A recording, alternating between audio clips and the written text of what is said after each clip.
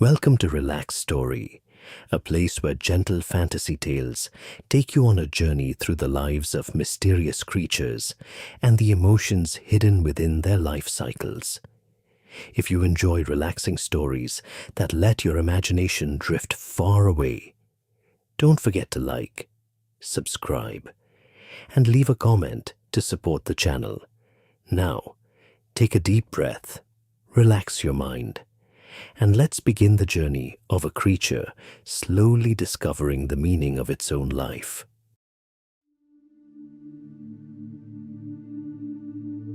I began beneath a layer of soil that was always wet and heavy.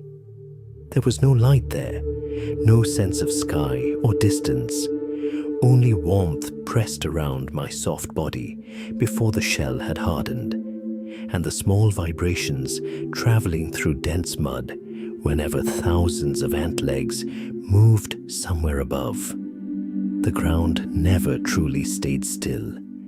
It trembled softly all the time, as if it were breathing. Smell was the first thing that filled my world.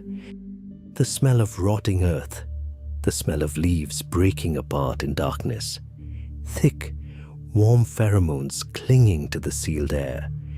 But deeper than all of them was the smell of fungus. It stayed more constant than anything else, not sharp, not sour. A soft, living scent spreading through the chamber like slow heat. Whenever that smell grew stronger, my body was usually carried closer to the pale clusters growing inside the darkness chamber. When the soil pulsed in steady rhythms, the worker ants were returning. When the vibrations became heavier and more continuous, larger bodies were carrying something through the tunnels above. I did not understand the colony through thought, only through repeated signals that slowly became order inside my body. The nurse ants moved slowly around us. Their antennae touched my soft skin again and again. Each touch left behind a different layer of pheromone. Sometimes my body was cleaned. Sometimes I was lifted from the cold ground and placed somewhere warmer near the fungus garden. There were no sounds calling names, no words, only scent guiding every movement. Deeper below was the royal chamber. I never saw the queen clearly. I only felt the large, steady field of warmth where workers constantly gathered and spread apart again. The queen remained nearly motionless in the deepest part of the colony, fed and protected beneath dense rivers of pheromone. New eggs always appeared around that enormous body. Worker ants cared for every pale cluster with the same endless rhythm. But to me, the queen was never the first center of the world. The fungus was. It was softer than the mud beneath us, warmer than the wet soil surrounding the chamber. Its scent always returned after every stream of movement. Worker ants from the upper layers carried back fresh leaf fragments still wet with plant sap. They shredded them into soft pieces, chewed them endlessly beneath their mandibles, then mixed them with damp secretions before placing them deep inside the fungus garden. Slowly, the pale fungus clusters expanded like a body breathing beneath the earth. The first time I fed on fungus, my body reacted before awareness arrived. It did not feel like eating. It did not feel like choice. My soft mouth parts simply pulled toward that warm source of life by instinct alone. The fungus entered me like an ancient signal that had existed long before I was born. Everything inside the colony returned to that place. The queen continued laying eggs in the deep darkness. Nurse ants continued tending the larvae. Worker ants continued carrying leaves through narrow, wet tunnels. The fungus continued growing beneath heat and pheromone. No individual survived long alone beneath this soil. Every vibration returned toward the same purpose. Keep the fungus alive, keep the colony alive. And in the earliest memories, still lingering beneath that layer of wet earth, the world was never light. The world was the warm scent of fungus in darkness. As the shell around my body slowly hardened, the vibrations from above became clearer too. Something was moving farther beyond the familiar chambers. A new pheromone trail stretched through the dark tunnels, thinner than the others, but endless. The smell of fungus remained behind me, but another scent had already begun pulling my body forward.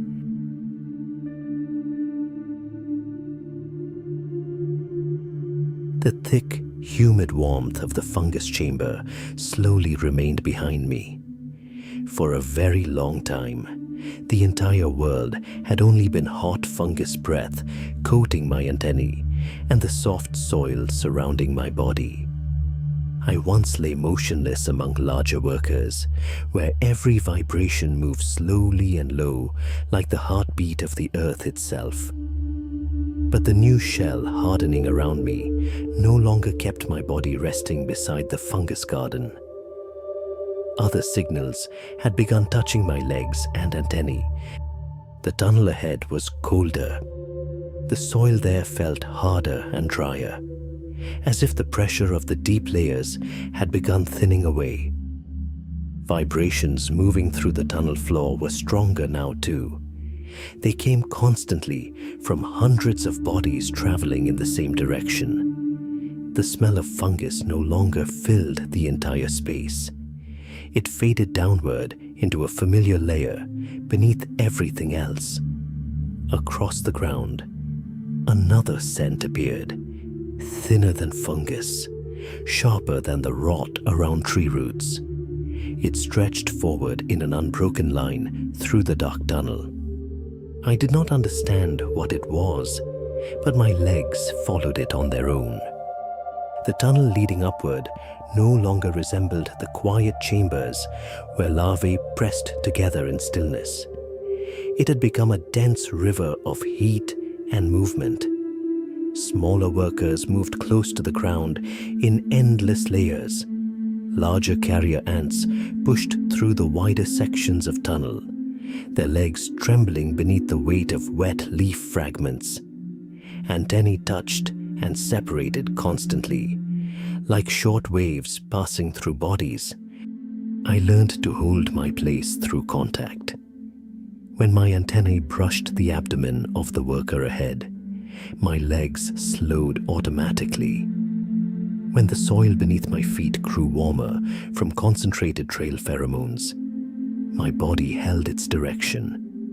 In some places, water seeped through the walls and weakened the scent trail. Whenever that happened, the workers ahead pressed closer together, and my legs adjusted instinctively toward the denser current of smell. Nothing stayed motionless inside the tunnel except the dark shapes along the edges.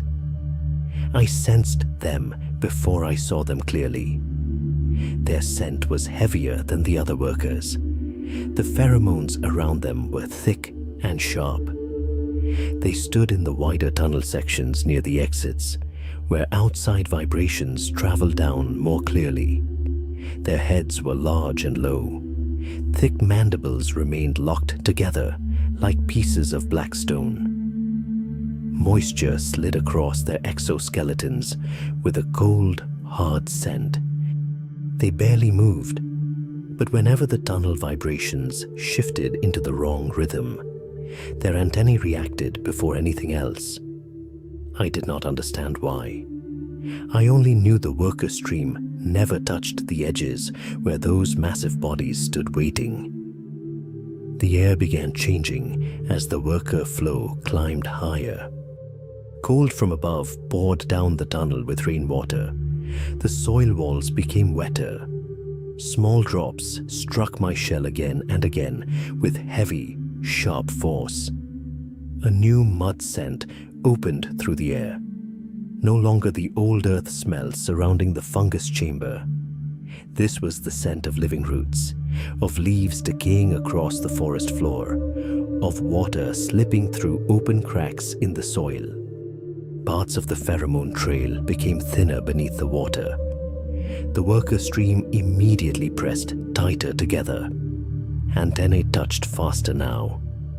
My legs gripped the cold ground, while the scent trail became the only stable thing among the unfamiliar vibrations pouring from above.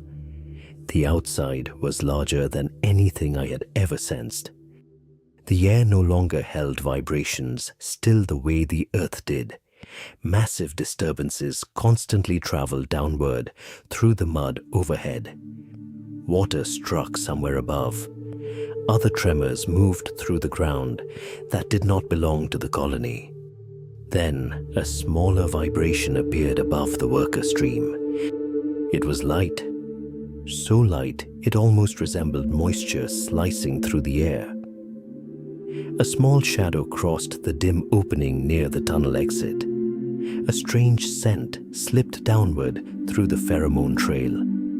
The worker ahead of me lowered its body instantly as the disturbance dropped toward the soft space behind its head. The worker line did not stop, but antennae began touching faster. A sharp, hot scent spread along the trail. Alarm pheromone.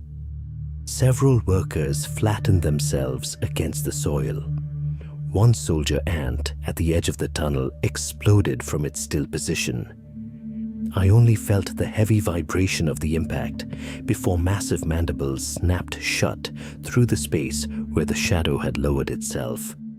The air shook once. The small shape was thrown away from the worker line and vanished back into the wet air above. The foreign scent slowly faded. The worker stream continued almost unchanged. One injured body was dragged toward the tunnel edge so the center of the trail would remain clear. I did not stop for long. Inside my antennae, the alarm pheromone was already thinning away. Beneath my legs, the ground still trembled softly, beneath hundreds of bodies continuing upward. In the center of the moving line, the trail pheromone burned warmer than anywhere else. So I kept following it, not to understand what waited ahead, not to know what existed beyond the wet soil, only because my body had already begun carving one truth into itself. Stay with the trail, far behind me. The warmth of fungus had faded deeper into the earth. Ahead, the worker stream continued climbing from the cold, wet tunnel. And for the first time, diffused light filtered through the Amazon canopy above me like a vast green ceiling trembling beneath the rain.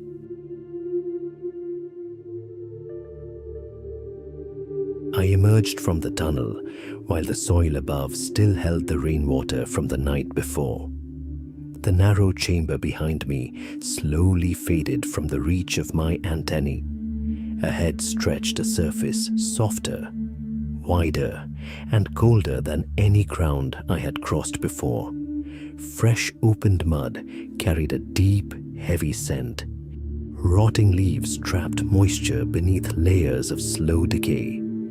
The smell of wet bark mixed with the living scent of young leaves, forming a thick current of air that clung to my outer shell. A pale pressure filtered down from above through countless layers of leaves.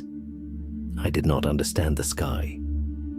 There was only a thin region of brightness that made roots, mud cracks, and the forest floor sharper inside my compound eyes.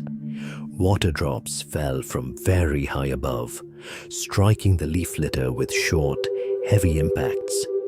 Each one sent a faint tremor through the ground beneath my legs. The pheromone trail remained warm and clear.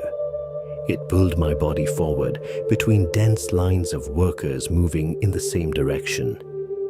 But beyond the trail, the world had begun to fill with signals that did not belong to the colony. Small legs moved beneath the rotting leaves. A quick vibration burst and disappeared. A slower movement traveled somewhere farther away, carrying a scent unlike the fungus garden below the earth. The worker line led toward a towering vertical surface rising from the soft forest ground. Massive roots curved out of the soil like cold, wet walls. The trunk stretched upward until it vanished inside the pale pressure of light above. I did not understand height. To my senses, it was only a standing surface thick with the smell of old wet bark. From somewhere far above, the scent of fresh leaves continuously drifted down. The worker stream climbed the ceiba trunk in a dense moving line. No single body held the entire path inside its awareness. I only carried the pheromone directly before my antennae. My legs gripped bark, still slick with water. Mandibles opened and closed with the rhythm of climbing. The bodies above me continued upward into the pale green brightness without end. When I reached the edge of a low leaf, the smell of soil suddenly disappeared from the front of my body. A new scent unfolded instead, sharper and fresher. The edge of the leaf trembled against my mandibles as I bit down. Bitter sap spread through my mouth parts. Chlorophyll spilled into the wet air with such strength that the surrounding pheromones faded for a brief moment. I did not think about cutting. My jaws simply closed in a motion that had always existed somewhere inside the body. My hind legs held balance against the wet surface. Antennae touched the trail. Mandibles continued cutting smaller sections. The leaf edge slowly separated from the stem through soft vibrations passing into my head and thorax. The leaf piece grew larger before me. It blocked the brightness above, turning it into a moving green ceiling. Water still pooled across its surface, running down my shell in thin, cold streams. I did not sense it as food. Its scent felt closer to the fungus garden. Other workers carried leaf fragments back toward the tunnel. Deep below, the leaves would be chewed into soft pulp where the fungus could continue growing. The fungus fed the colony, not the leaves. Beneath the layer of rotting litter, the world continued vibrating in different rhythms. One short tremor burst and vanished quickly. Poison dart frogs hunted somewhere near the forest floor. Farther away, the ground carried a longer and denser movement. Not my colony. A river of army ants was passing through the lower ground. Their scent was completely different. Not warm like the familiar trail, not carrying the smell of fungus. Leaves around the trunk shook in scattered pulses. Katydids moved somewhere in the green darkness overhead. Sometimes I could no longer tell which vibrations belonged to falling water and which belonged to living feet. Deeper beneath the rotting leaves, a silent patch of darkness remained still for a very long time. No pheromone, no clear movement, only a heavy pressure pressed close against the ground. The worker ahead of me suddenly lost its grip. Its legs slipped across the wet bark. The leaf fragment twisted sideways from its body. The small mass dropped into the litter below in a short chain of vibrations. The worker line did not stop. The trail still burned warm against the trunk. Mandibles around me continued cutting. The fungus below still needed fresh material. Then the litter beneath shook once, hard. The silent darkness opened very fast. A heavy body lunged upward from beneath the soft decay. A tarantula seized the fallen worker in one short, low movement. No long sound followed, only one dense vibration. Then nothing. A thin alarm scent spread through the wet air. then faded. I continued cutting the remaining leaf. When the first fragment fully separated from the tree, my body turned downward with the returning worker line. The leaf shook against my mandibles with every step. It would descend into the deep soil, be crushed apart, pressed into the fungus.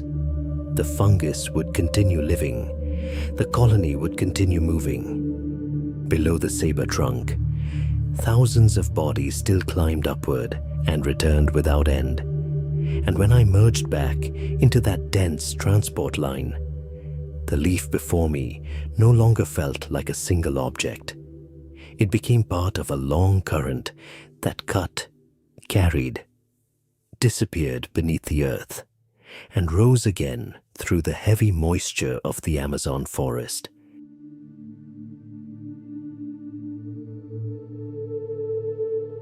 After carrying my first leaf fragment back to the nest, I no longer traveled alone. The scent of the trail beneath the forest floor had thickened until it clung to my legs before I even touched the ground. The transport line stretched beneath the low canopy, curving around roots and damp soil mounds like a dark river flowing through layers of rotting leaves.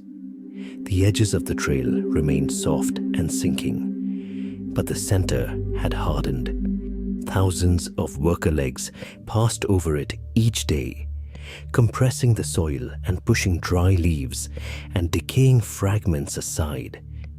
In the middle of the moving stream, the pheromone burned hotter, denser.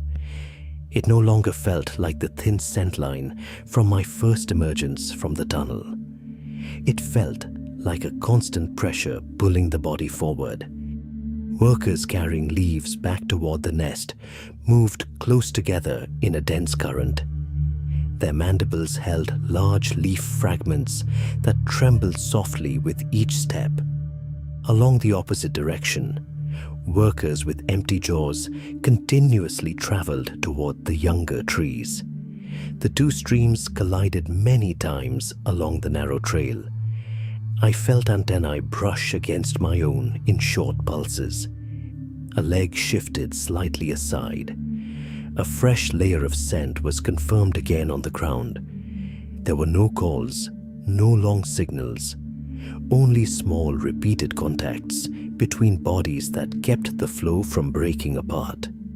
I began to recognize the rhythm, cut a soft section from the edge of a leaf, hold it within my mandibles until the neck grew heavy beneath the shaking weight ahead of my face.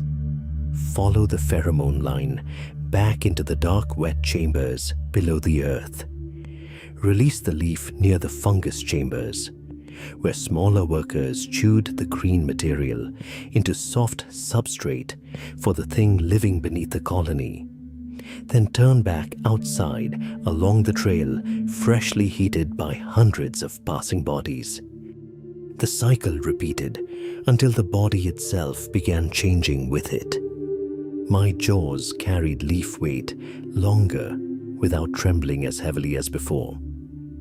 My legs adjusted automatically whenever workers approached from the opposite direction. Antennae constantly swept through the air ahead, checking the density of pheromones.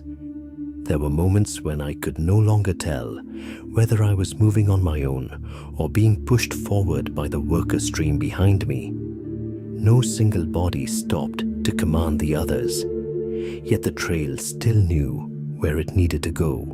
The flow widened around roots, narrowed through hardened soil cracks, then sealed itself again behind the movement. Every worker passing over it added more warmth and scent to the road. Around the trail, the forest was never fully still. Leaf beetles crawled near young leaf edges and wet bark. Each movement sent small vibrations across the leaf surface, making it difficult to separate wind from living food or food from another creature's movement.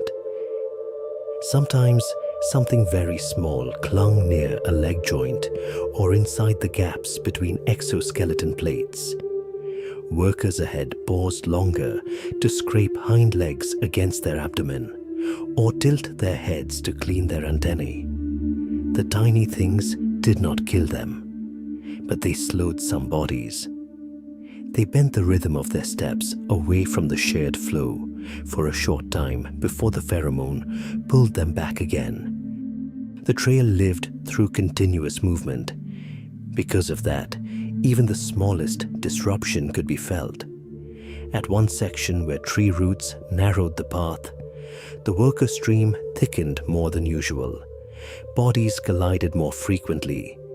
Leaves scraped against one another with low, dry friction. I carried a large fragment when I sensed a small silence beside the trail. The ground there barely vibrated. The scent there was different too, drier than leaves, sharper than the wet soil beneath my feet. A motionless pressure rested beside the flowing worker current. Then it struck. Only one short movement. The worker ahead of me was seized in the middle of the trail.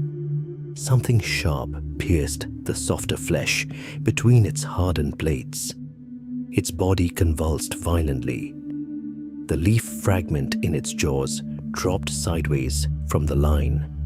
Alarm pheromone burst hot and bitter through the air. Workers ahead split quickly apart. Bodies behind curved around the dying form on the soil. I felt my own legs shift away from the new acid scent spreading through the trail. The predator remained motionless for a while beside the path, its rostrum buried deep inside the softening body. No worker stopped for long. Workers carrying leaves continued returning toward the nest. Workers with empty jaws continued outward into the forest. The alarm pheromone thinned quickly beneath the dense scent of the trail. When I returned later, all that remained was a thin wet mark upon the ground and a narrow gap already sealing shut beneath the moving river of bodies. After that, everything returned to its old rhythm. Cut, carry, return, repeat. The ground continued trembling beneath thousands of small legs. The pheromone in the center of the trail still burned warm. The fungus beneath the colony still needed endless green fragments carried downward. One body could disappear from the stream, but the stream did not lose its shape because of it. It simply closed and kept flowing. The colony did not remember through stories. The colony remembered through scent, roads constantly made new again. And as more leaf fragments disappeared into the dark tunnel below, the fresh green smell of the forest began mixing with something deeper inside the nest. Not soil, not alarm pheromone. A heavier damp scent slowly spread through the fungus chambers. The scent of something changing color in the darkness after many days of wetness.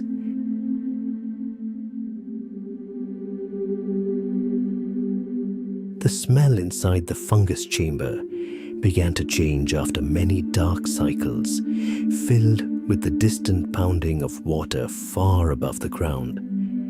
I sensed it the moment I stepped into the low tunnel leading toward the garden. The air felt heavier than before. Earth breath no longer moved evenly through the narrow cracks between the tunnel walls.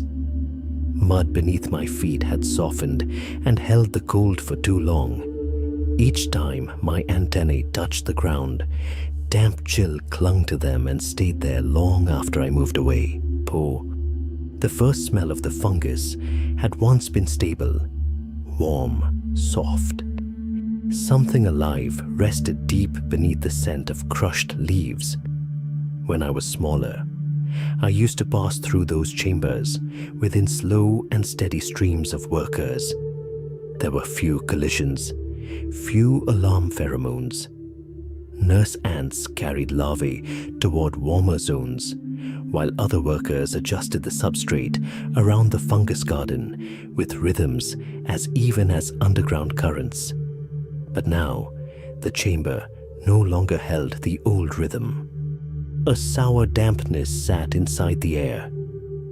The smell of leaves left rotting too long crept into the small breathing spaces along my body. Cold gaps appeared between currents that had once carried warmth from the fungus. I moved closer to the garden and felt the edges sink softly beneath my feet. Clusters that once held a steady spongy structure had become darker and wetter. Some small sections collapsed when workers touched them. No one stopped moving. The flow around the chamber became sharper. Antennae struck against one another again and again. Larger workers inspected the fungus surface more often than before. I did not understand what was changing. My body only reacted to it the same way it reacted to the smell of collapsing soil or vibrations from predators above the forest floor. Something unstable was spreading from the very thing that fed the entire colony.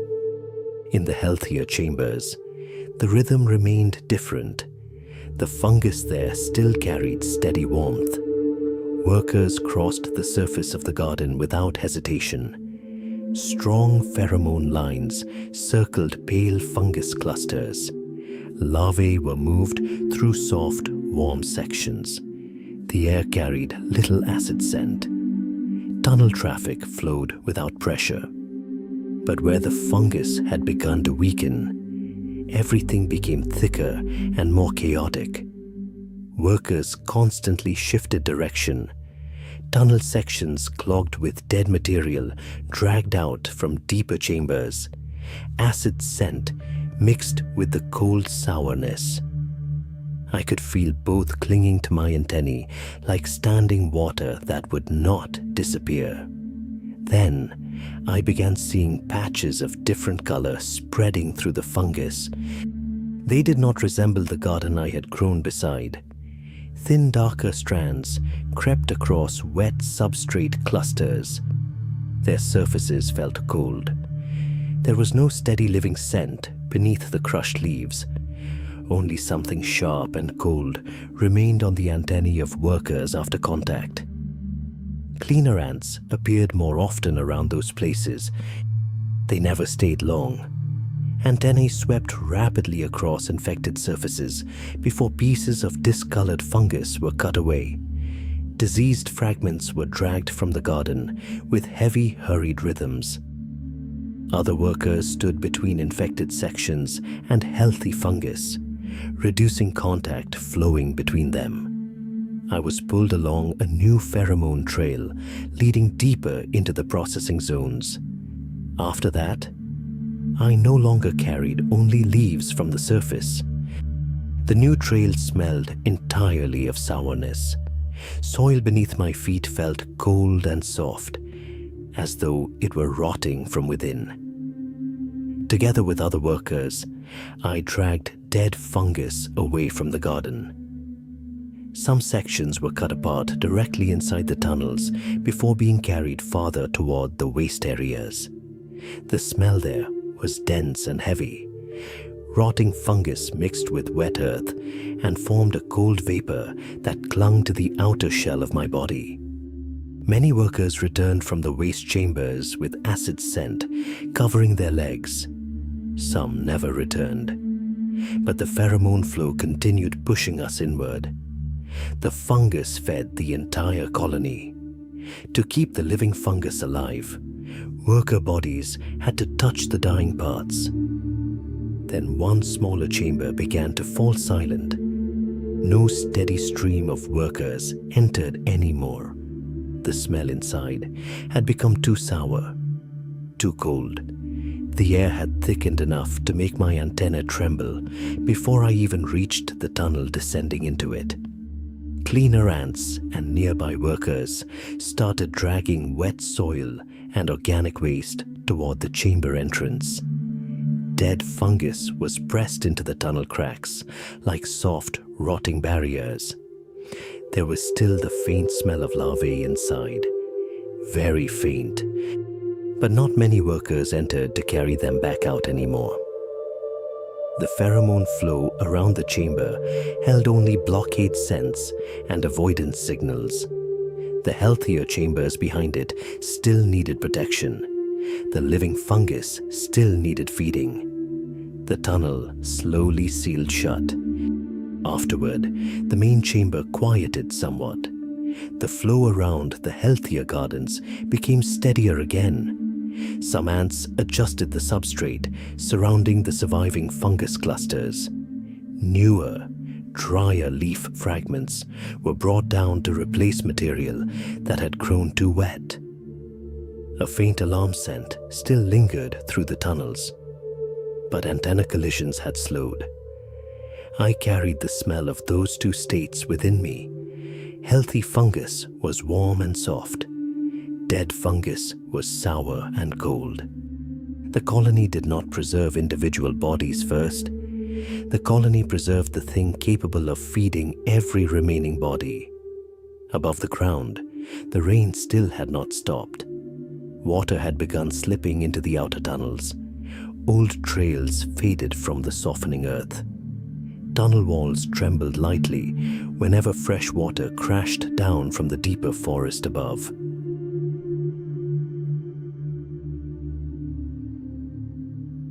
The smell of diseased fungus still lingered inside the sealed chambers deep below.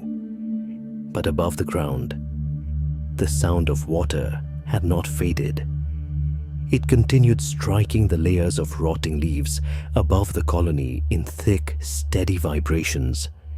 The soil changed before the flood ever reached the center of the nest. I felt it through my front legs. Outer tunnels that once stayed firm and dry had softened. The walls held cold moisture inside them. Every step caused the tunnel floor to sink slightly before slowly rising back again.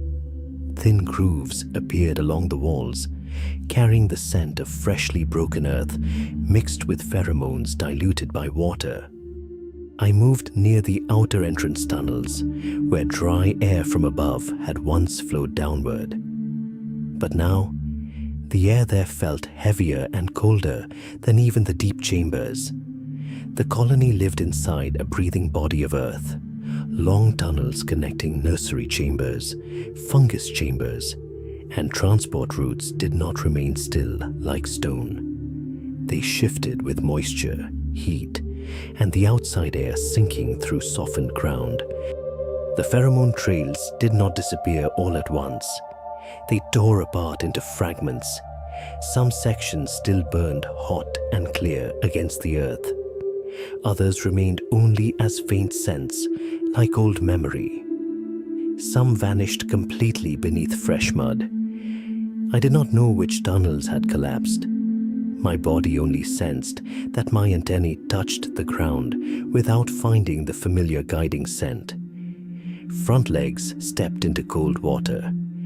The worker ahead of me suddenly changed direction and struck the wall. Bodies behind me began colliding into my back more often than before, breaking the rhythm of movement. Short bursts of alarm pheromone appeared and vanished quickly through the tunnels. They came unevenly, not continuously. They felt like tears spreading through the colony's underground scent network. As the earth became wetter, other bodies began appearing inside the tunnels. Earthworms were forced upward from the deep soil and pushed through the softest passages. Their long, wet bodies shoved mud into narrow roots. Workers climbed over the cold, slick skin or diverted through side cracks. Every time an earthworm twisted, tunnel walls vibrated and small chunks of earth fell loose. Near the chambers, holding organic waste, blind cave roaches moved more frequently through the damp darkness. They fed on decaying material left near tunnel edges. They carried no colony pheromone. Their movements created chaotic, broken vibrations that filled the nest air with unfamiliar motion. Water carried more than coldness.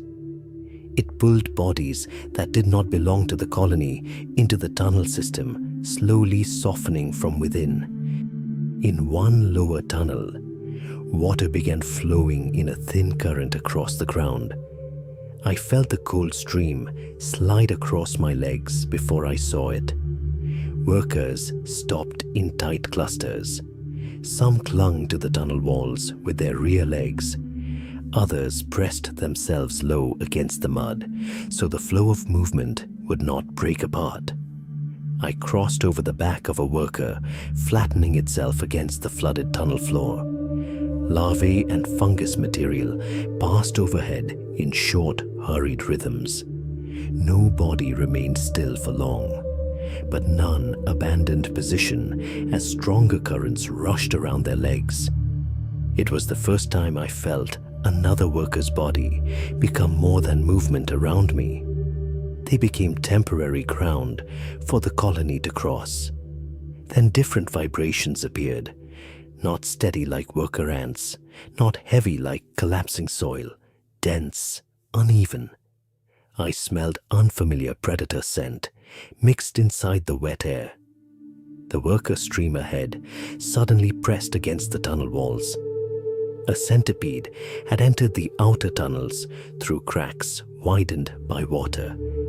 I never saw its full body, only dark sections sliding through the cold mud. Many legs scraped against the tunnel floor in dense waves of vibration.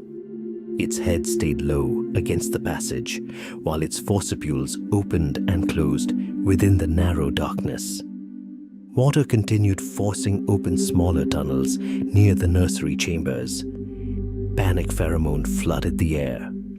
It was different from the alarm scent along forest trails. Thicker, hotter, sharp enough to drown nearly every other scent entirely. Soldier ants gathered at the narrow entrance leading toward the nursery chamber. Large heads turned toward the approaching vibrations. Mandibles opened wide. Their bodies nearly sealed the tunnel. When the centipede crashed into the worker stream, the entire passage shook violently. Soldier ants locked their jaws onto its legs and long body segments. Acid scent burst through the confined air. Soft soil continued falling from the walls. One soldier was crushed flat against the mud as the centipede twisted violently. Another disappeared beneath a surge of dark water rushing through the tunnel. No one stopped moving. Workers behind them continued transporting larvae and fungus material toward higher chambers, while the tunnel shook continuously from the heavy collisions ahead. The centipede was finally held long enough for the movement stream to retreat from the nursery chamber. When I later returned to that tunnel region, many side passages had already been sealed shut with mud, debris, and dead bodies pressed together inside the soft earth. The colony still lived, but many larvae had vanished inside the flooded zones. Outer tunnels had collapsed into dense pockets of darkness. Panic pheromones still clung to the cold walls. When I left the nursery chamber, my body carried 3 new smells: acid from ant blood, freshly collapsed earth, and cold water washing pheromones from the trail. After the endless rain, the colony continued moving beneath the softened darkness underground. But many old harvesting routes had disappeared beneath flooded mud. Then, as the western soil slowly began drying again, another scent appeared along the new trees at the edge of the forest trail. Not predator, not dead fungus, but the pheromone of another colony.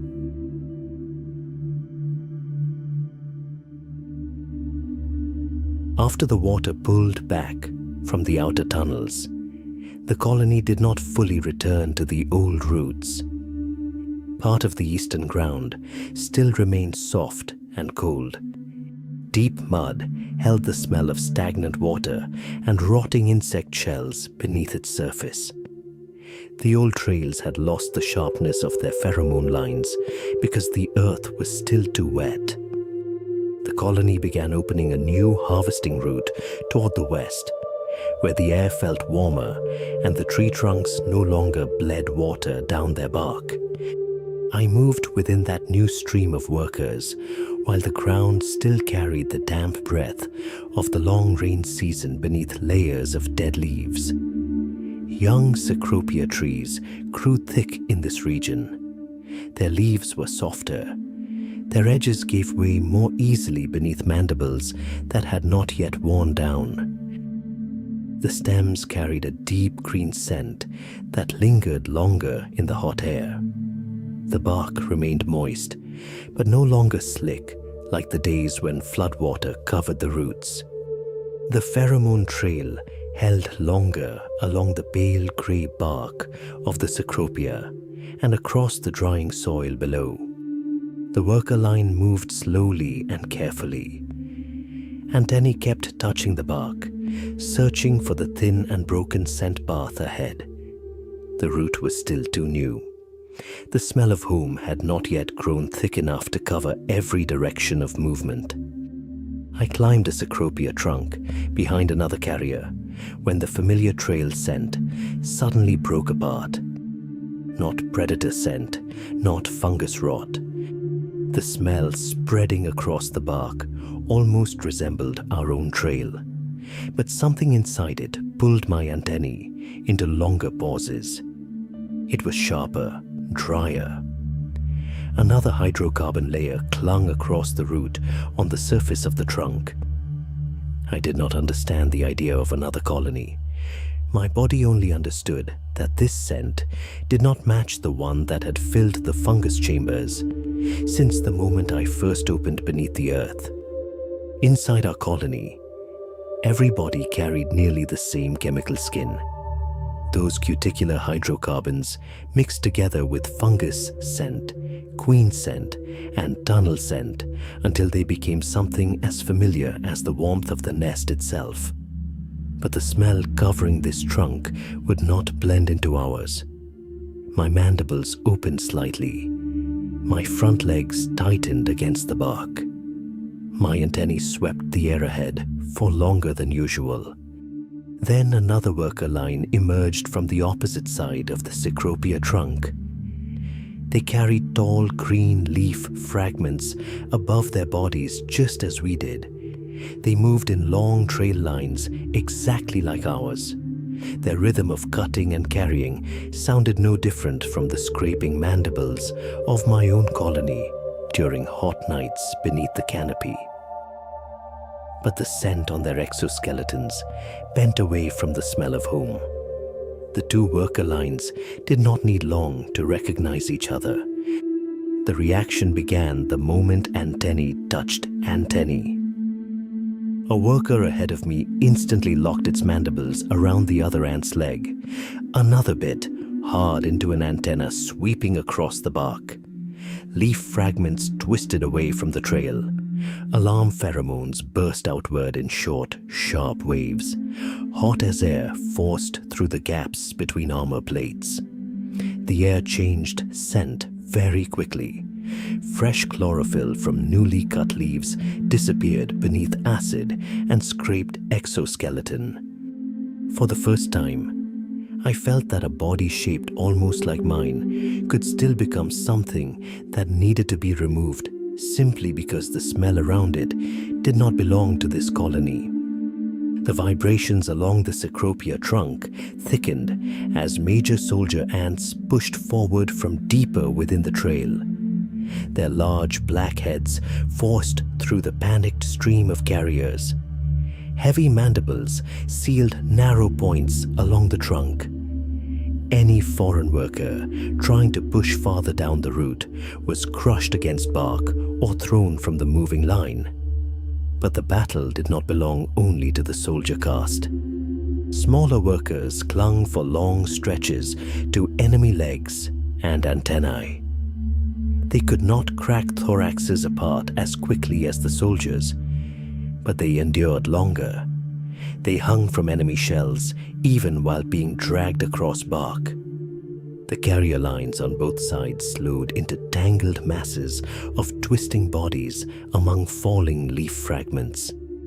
I was pulled toward the edge of the conflict, not through thought, but through thick alarm scent and the endless impacts traveling across the trunk beneath my legs.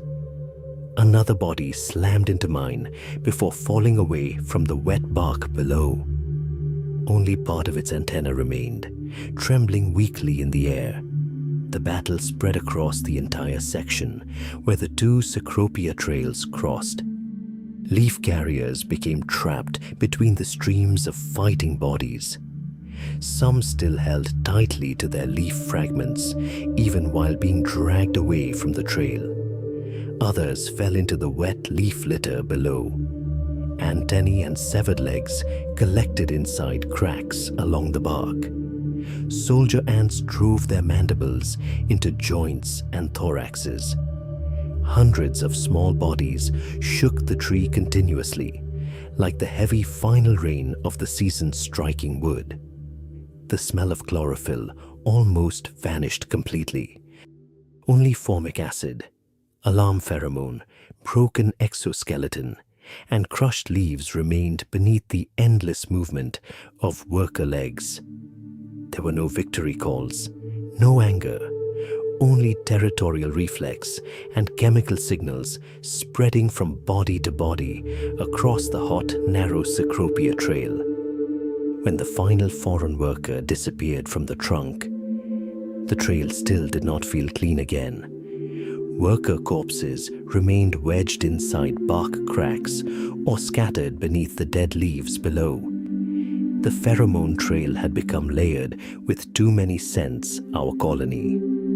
The rival colony, acid, and drying death beneath the heat of the canopy. For many cycles afterward, every time I crossed that Cecropia trunk, my antennae still recognized that place as different from every other trail in the colony.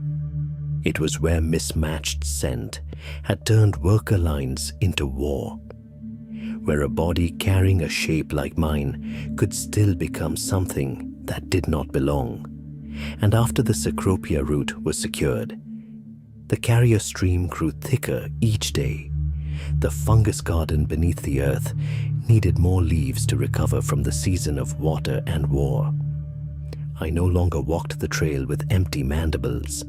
Large leaf fragments began rising above my head as I crossed beneath the hot canopy.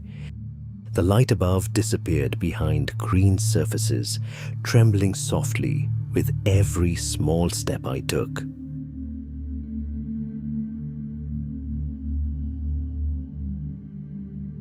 After the battle along the Cecropia trail, the smell of cut sap and dead workers still lingered somewhere within the wet outer soil around the nest.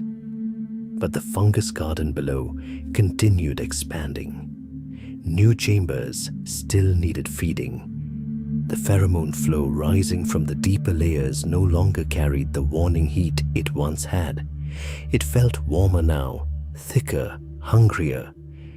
I no longer walked the trails with empty mandibles like before. My jaws could hold strain longer now. My leg joints had grown used to soft, collapsing ground beneath them. My outer shell had hardened through countless cycles of underground heat and moisture.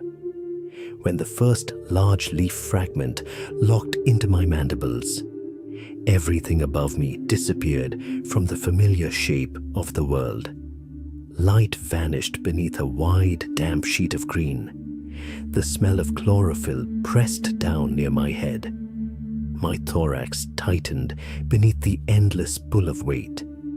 Each step, sinking into mud, left behind a small, deep impression that stretched behind me. My antennae could no longer sweep far ahead.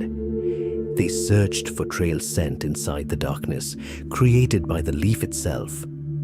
Every vibration arrived one beat later. My whole body moved slower beneath the weight hanging over my head. That was when I began understanding, through my own shell and joints, that carrying leaves was not an isolated action. The fungus garden no longer existed only beneath the earth. It stretched outward through the forest mud itself by means of thousands of bodies moving in the same direction. The afternoon above, the Amazon felt hot and heavy with moisture after a short break of clear sky. The ground still remained soft from the long rain season, but the trail had been compressed by endless footsteps into a warm, stable path. I felt unloaded workers moving in the opposite direction toward the leaf sources. Their antennae tapped quickly against mine before separating again. Other carriers ahead of me dragged leaf fragments larger than their own bodies. Pheromone beneath our feet kept renewing itself continuously, like a thin, unbroken layer of heat. Loaded workers moved much slower. The larger the leaf fragment, the heavier the rhythm of the steps. The entire transport line stretched beneath the lower forest like a massive breathing body moving slowly beneath the weight of its own food. No body stood still. No empty space existed between the moving streams. The leaf above my head slowly became its own sky. I no longer sensed the canopy clearly or the shifting gaps of light between trunks. The world narrowed into the underside of the leaf, the dark green veins above me, the edge trembling softly in humid wind, and the constant sideways pull whenever my legs sank into soft mud. Sometimes my mandibles held strain for so long that every other smell around the trail faded away. Only hot leaf scent and pheromone beneath my feet remained. I could not fully sense the open space ahead. The leaf created a large, blind region above and before me, but my body still needed to remain aligned with the hot trail beneath the earth. If I drifted away from the compressed movement line, the speed of returning to the nest would change. After a while, small vibrations appeared above the leaf surface. Hitchhiker ants had begun moving. They were much smaller than me. Their footsteps felt fast and light across the trembling green surface carried above my head. They ran along the edges before suddenly stopping whenever the air shifted. Some lowered themselves close against the damp leaf tissue. Others changed position the moment a thin, sharp scent passed through the hot air above. I did not think of them as separate bodies. They were only another part of the leaf moving together with me. Then the air above my head trembled softly, not the heavy vibration of predator footsteps, only a thin, fast disturbance sliding across the edge of the leaf. The smell of forehead returned before I could sense its shape, but my mandibles were still locked around the leaf fragment.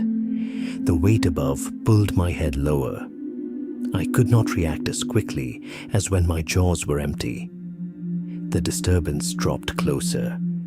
At that exact moment, one hitchhiker ant rushed toward the front edge of the leaf. The surface shook harder. A small movement jerked away from above my head. The forehead scent shifted sideways and peeled away from the hot air current overhead. I kept walking. The pheromone beneath my feet still burned warm. Mud still collapsed softly around my joints. The weight above my mandibles remained. The carrier line did not stop. Maybe the hitchhiker climbed back onto the leaf. Maybe it fell onto the trail below. I did not know. I only continued carrying the leaf toward the nest beside thousands of other bodies moving within the same hot, humid current. One body holding the leaf, one smaller body running above the leaf, many other bodies renewing the trail below, and all of them returning toward the living fungus garden beneath the earth. When the heavy leaf fragments finally descended into deeper chambers, the smell of chlorophyll slowly blended into the familiar fungus scent below the nest. But inside an older chamber branch farther away, another smell had already begun spreading slowly through the darkness. Cold, fermenting. Fresh leaves no longer overpowered the thickening scent rising beneath the shadows. Part of the fungus garden had begun rotting in silence.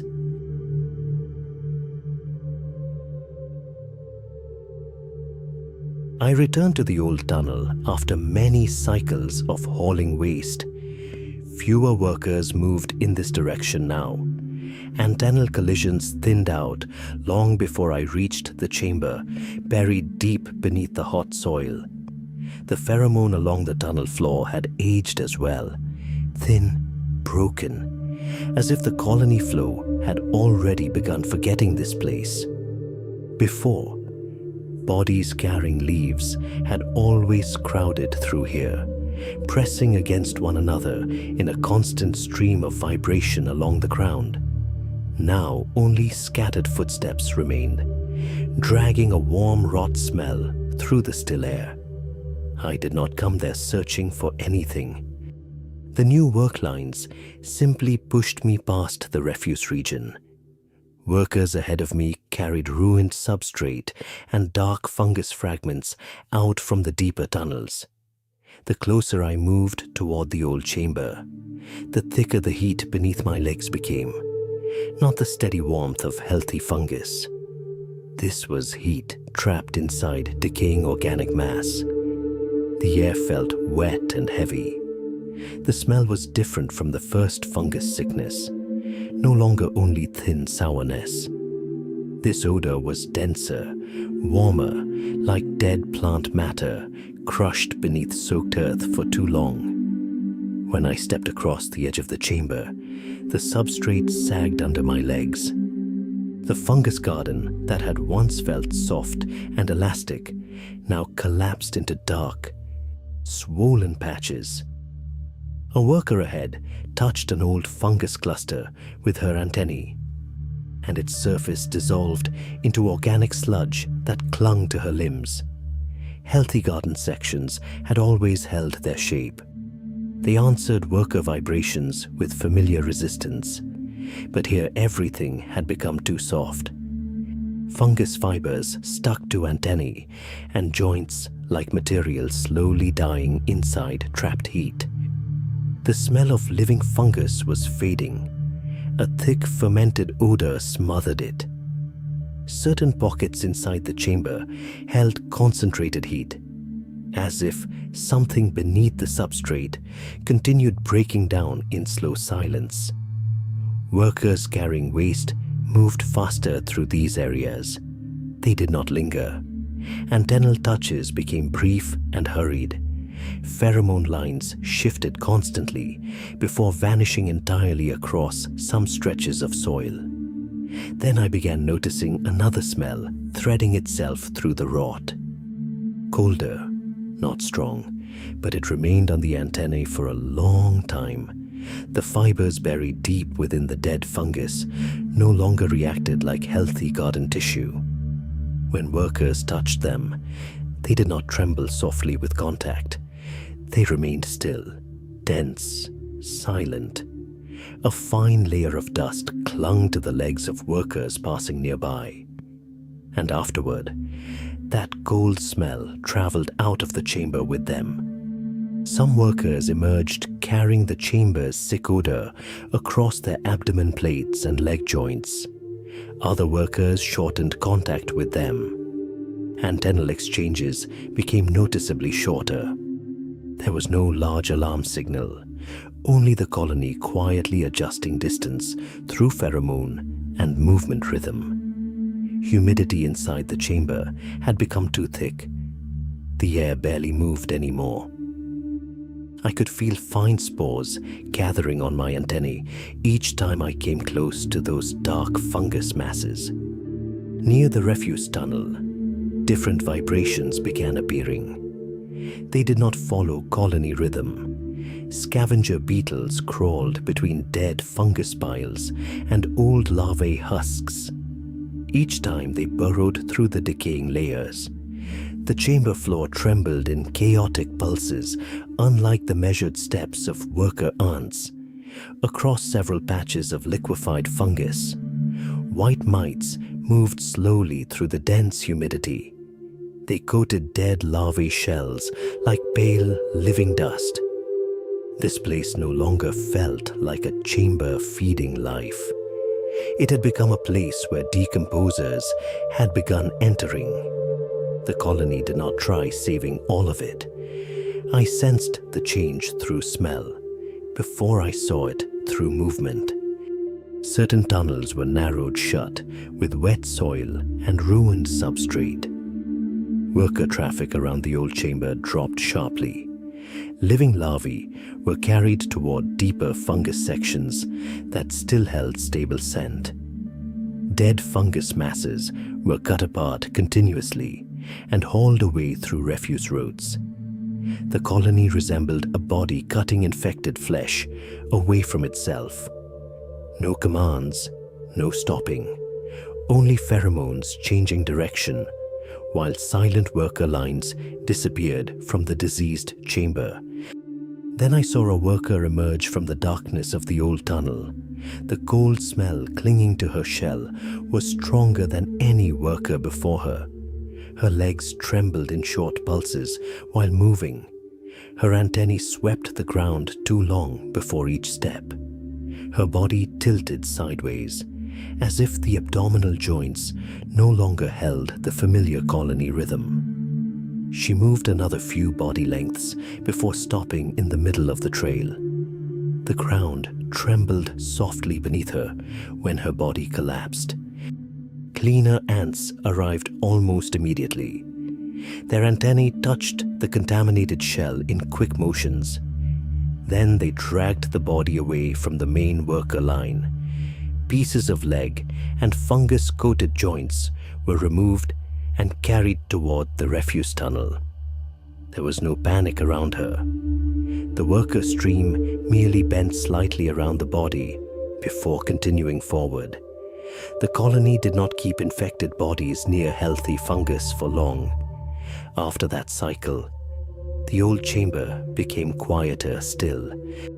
The pheromone trail no longer led directly inside. Workers passing nearby either moved quickly across the outer edge or avoided the area entirely through newer tunnels. The colony still maintained several stable fungus chambers deeper underground. But the old chamber now held only the smell of heated fermentation buried beneath the soil, along with that thin, cold trace of contamination lingering across my antennae whenever I passed nearby. And through my own body, I began understanding something else. The fungus stood at the center of every movement inside the colony. But when fungus died, that place also became the center of a sickness capable of spreading through every living tunnel. There were no loud sounds inside the abandoned chamber, only hot darkness and the smell of decay clinging to my legs as I left. Behind me, the colony silently changed its routes, so it would never return there again. And somewhere deeper beneath the living tunnels, the soil had begun vibrating in a different rhythm, slow, heavy, like water breathing beneath the entire nest.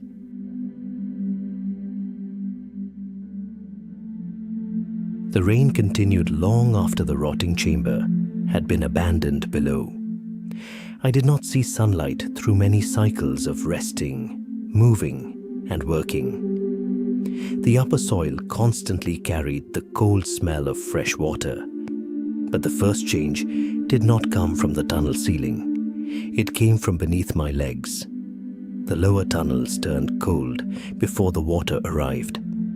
The air in the deeper levels grew heavier with every passing worker stream. The low chambers no longer held the familiar warm smell of healthy fungus. Instead came the odor of soaked soil and organic waste stirred upward from ancient mud layers. Tunnel walls softened. Wet grains of earth loosened from the surface and dropped onto my shell in endless tiny vibrations. I sensed the water before I saw it. The ground pulsed in slow, deep rhythms, not like soldier steps or leaf carrier traffic. This vibration had no pause between movements. It traveled beneath the soil like a massive body changing direction under the colony. The pheromone along the tunnel floor no longer held firmly. Trails that had once felt hot and clear began thinning into broken fragments. Above us, the forest had entered the flood pulse of the wet season. Across the lower floodplains, where river water spread through the Vazia, the soil held water for many cycles. The higher terra firme remained more stable. But even there, the deeper earth had begun changing. Beneath the colony, water was searching for its own paths. Then the lower tunnels opened with the smell of the cold water. Worker ants changed direction almost together. Bodies moving downward suddenly turned back toward the upper chambers. There was no alarm sound, only pheromones changing direction. I was pushed into a dense migration line, carrying eggs, larvae, and living fungus fragments upward. Nurse ants held larvae tightly beneath their mandibles. Other workers carried unspoiled substrate through narrowing tunnels, softening beneath the pressure of water. The fungus no longer remained inside the garden. For the first time, I sensed it as broken living pieces separated from their familiar place. Pale clusters moved through the cold darkness. They still smelled alive, but weaker now. Less warm, more fragile, their surfaces coated with fine mud. The colony continued widening higher chambers. Fresh soil was pushed backward behind moving worker lines. Tunnels once used for leaf transport had become crowded migration corridors. Soldier ants stood near entrances and choke points, locking their bodies against the vibrations of softening earth. The water kept rising. Pheromone trails began disappearing in scattered sections. Some areas still carried warm and stable signals, but immediately afterward came stretches of cold mud where no guidance remained. Worker collisions increased in the darkness. Antennae struck the wrong directions. Carrier ants turned abruptly and crashed into opposing traffic. Larvae were passed from one body to another when tunnels became too narrow. Worker streams moving upward and downward crushed against one another inside air, growing thin with low oxygen. I did not understand that I was becoming lost. My body only recognized that the trail smell suddenly vanished beneath my front legs. The familiar rhythm of colony movement had been replaced by the slow, heavy motion of water flowing under the soil.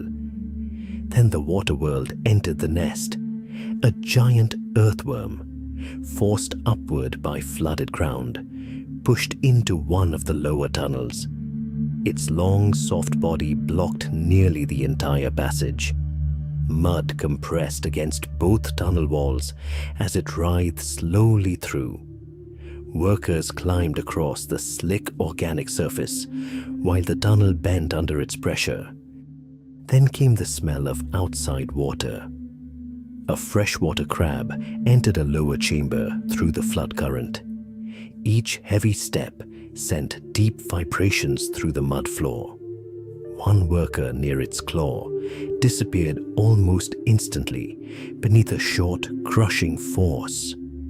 Weak pheromone traces vanished beneath the cold smell of river water and organic mud. Near one flooded entrance outside, a juvenile caiman moved through the water above the nest. It never entered the tunnel. But every movement of its long body sent pressure waves through the flooded soil, vibrations too massive to understand through pheromone alone. The flood pulse did not only destroy tunnels, it pushed the entire water world against the living system beneath the ground. The fungus garden continued weakening. Waterlogged substrate softened into decay. The smell of living fungus gave way to cold rot. Workers carried ruined sections away from flooded chambers, while healthier fungus clusters were moved upward. But their warmth had already faded. After sickness and rot, the colony now struggled to keep fungus alive inside cold water and thinning oxygen. Then the earth beneath me shook harder than ever before. There was no explosion, only a deep, soft sound as the tunnel ceiling cracked beneath the water pressure. Chunks of soil collapsed downward. Then the cold water burst through. Not like a small current, like moving darkness. Hundreds of workers were torn away from the main trail almost instantly. Larvae slipped from carrier mandibles. Fungus fragments vanished into swirling mud. My shell slammed repeatedly against soil, legs, leaves, and bodies losing direction beside me. My antennae could no longer find the pheromone trail. Every familiar signal disappeared at once. No colony rhythm, no warm trail, no steady antennal collisions from worker lines. Only dark water moving through darkness. The current dragged me away from the main tunnel and hurled me into a lower branch already half flooded. The air there felt thinner, colder. Only a faint fungus smell remained somewhere far away. Water coated my shell and diluted the chemical signals across my body. I stood motionless inside that moving darkness for a very long time. The earth trembled far away beyond thick mud. Water flowed across my front legs. No guiding smell remained on the tunnel floor. No worker stream brushed against my body anymore. For the first time since leaving the brood chamber, I had been separated from the colony by something other than a predator. The earth itself had erased the trail. The final current eventually pushed my body upward through a narrow crack opening near the forest surface. And when the rain finally weakened, I was no longer inside the familiar tunnels. Above the colony, among cold mud, roots, and flood-soaked leaf litter, a small worker ant began moving without a trail to follow.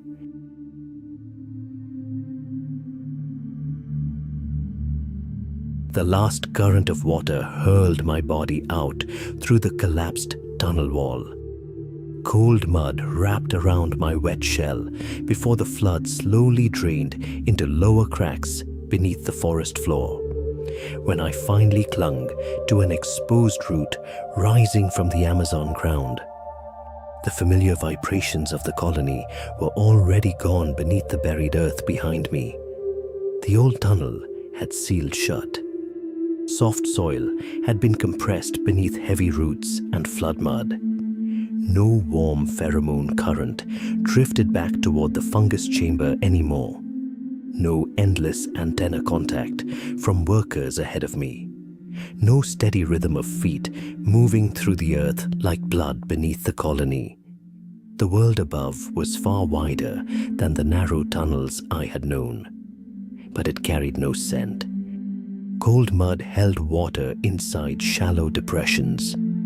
Rotten leaves clung to the forest floor like soft skin dissolving into decay. Black wet roots spread across the flooded Amazon ground like enormous tunnel walls without pheromones. Air moved slowly around my body instead of remaining still like the deep chambers below. My antennae kept opening and closing. No stable signal answered them. Before this, Every movement I made had belonged inside something larger. Workers ahead left pheromones beneath their feet. Workers behind reinforced the scent trail again and again.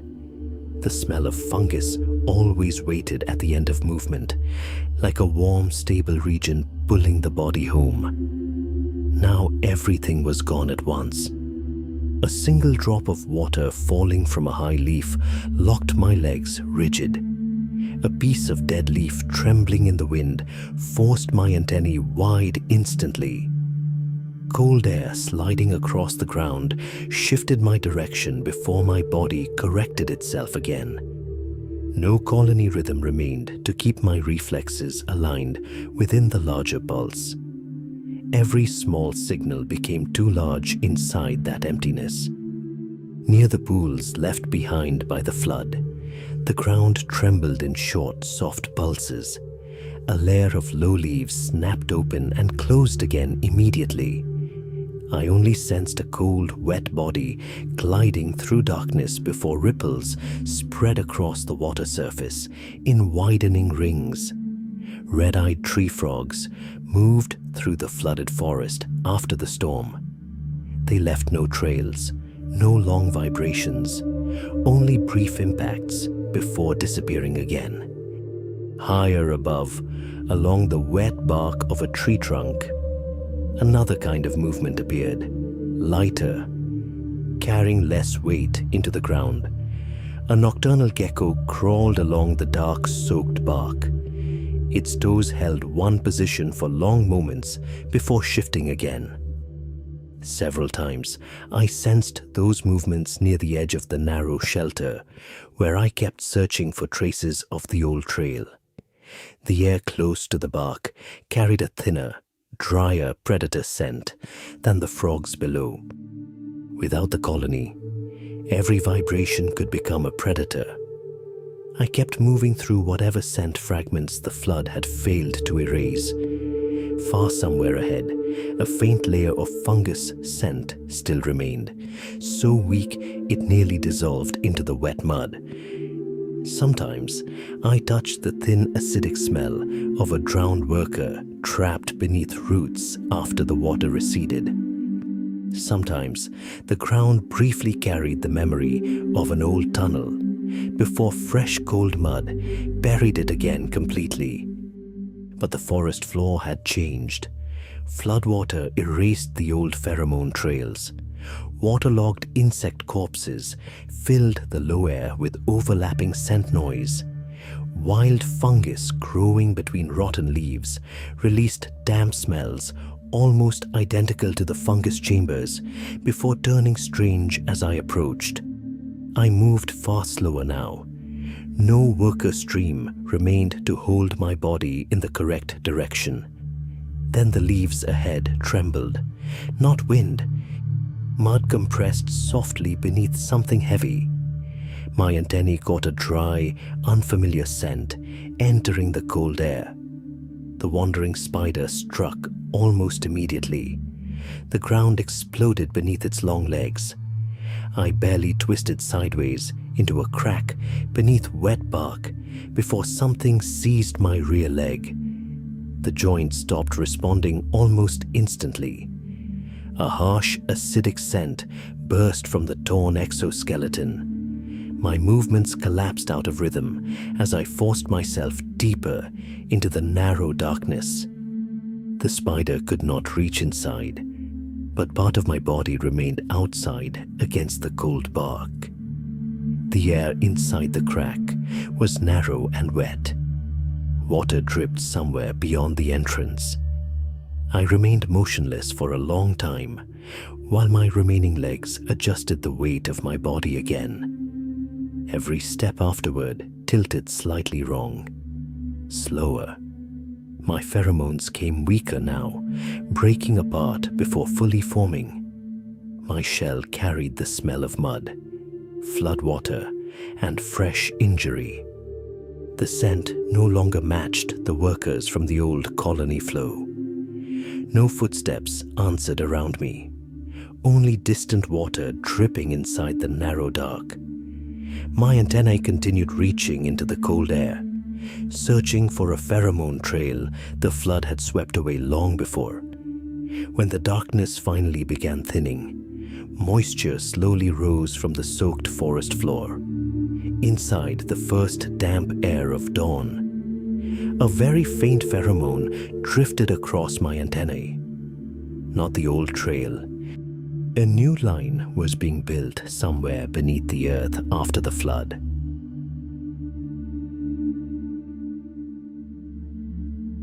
Morning after the flood did not arrive through light. It rose from the ground as vapor. Moisture lifted from black mud, from water-soaked bark, from rotten leaves pressed flat against the forest floor through the long, cold night.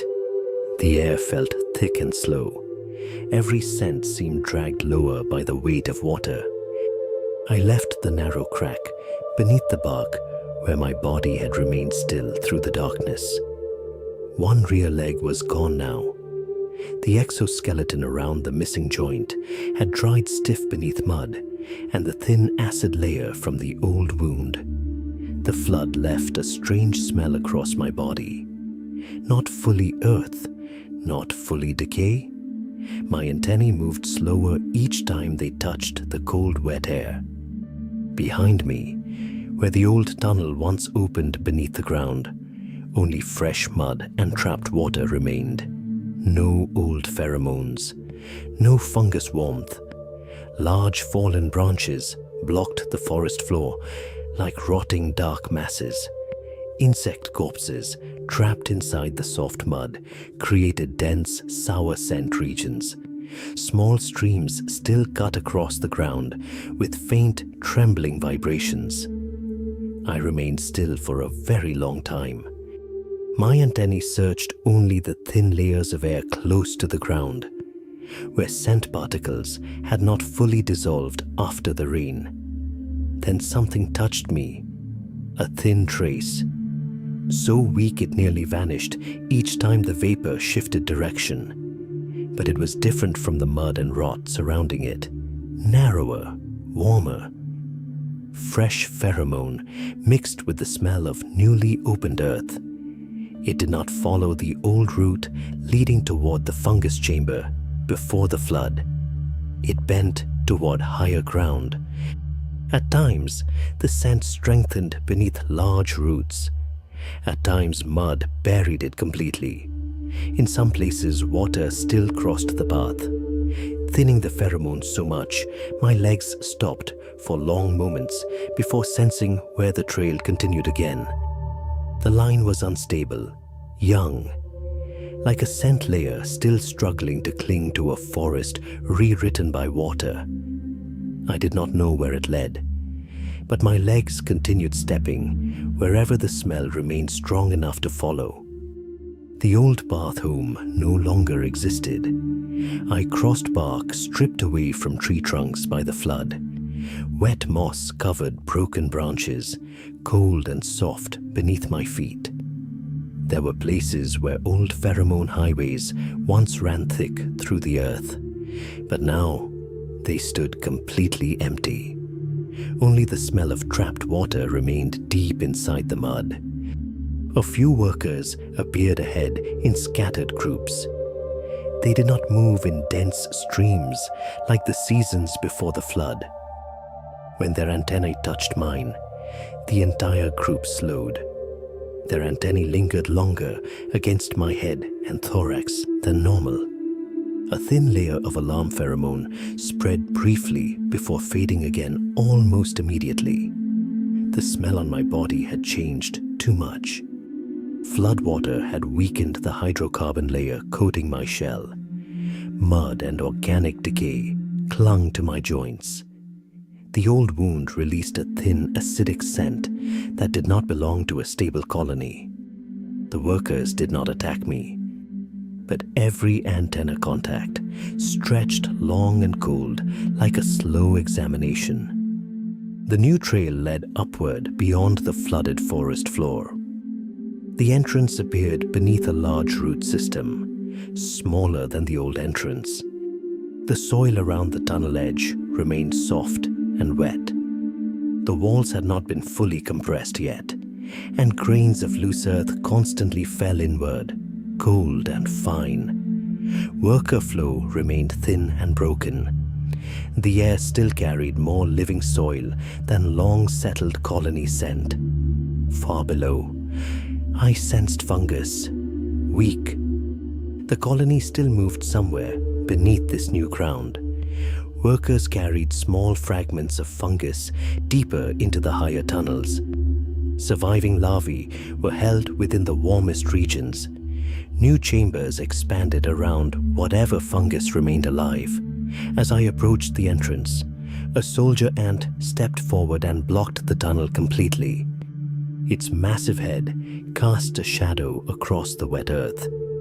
The mandibles opened narrowly, but did not strike. Its antennae moved slowly across mine, across my head, thorax, and the place where my leg was missing. Heavy, cold pheromones spread over my shell from its body. Around the entrance, several workers changed direction. The air tightened slightly beneath a thin layer of alarm pheromone drifting outward. But no attack came. The soldier continued inspecting me through long, silent antenna touches. My scent no longer fully matched the colony. I carried floodwater, mud, rot, and bound acid across my shell. After a long time, its mandibles closed. It stepped aside from the entrance. I descended into the new tunnel. Below, the fungus chamber was far smaller than before. The warmth inside the air felt thinner. Worker flow moved slowly and unevenly through the newly dug branches. Many familiar scents had vanished from this earth. The old chambers remained only as dark regions buried beyond collapsed soil and cold mud. But the fungus still lived. My antennae touched the colony pheromones flowing along the tunnel floor once again. My legs stepped across earth, carrying the familiar scent of the place that had fed my body since I was larvae. A small stability returned. Not the old world, only permission to merge back into what remained of its movement. Above the surface, new trails continued stretching deeper into the flooded low forest. The fungus needed more leaves than the surviving workers could carry back. The pheromone lines grew longer, thinner, and more workers kept entering the dark water without ever returning again.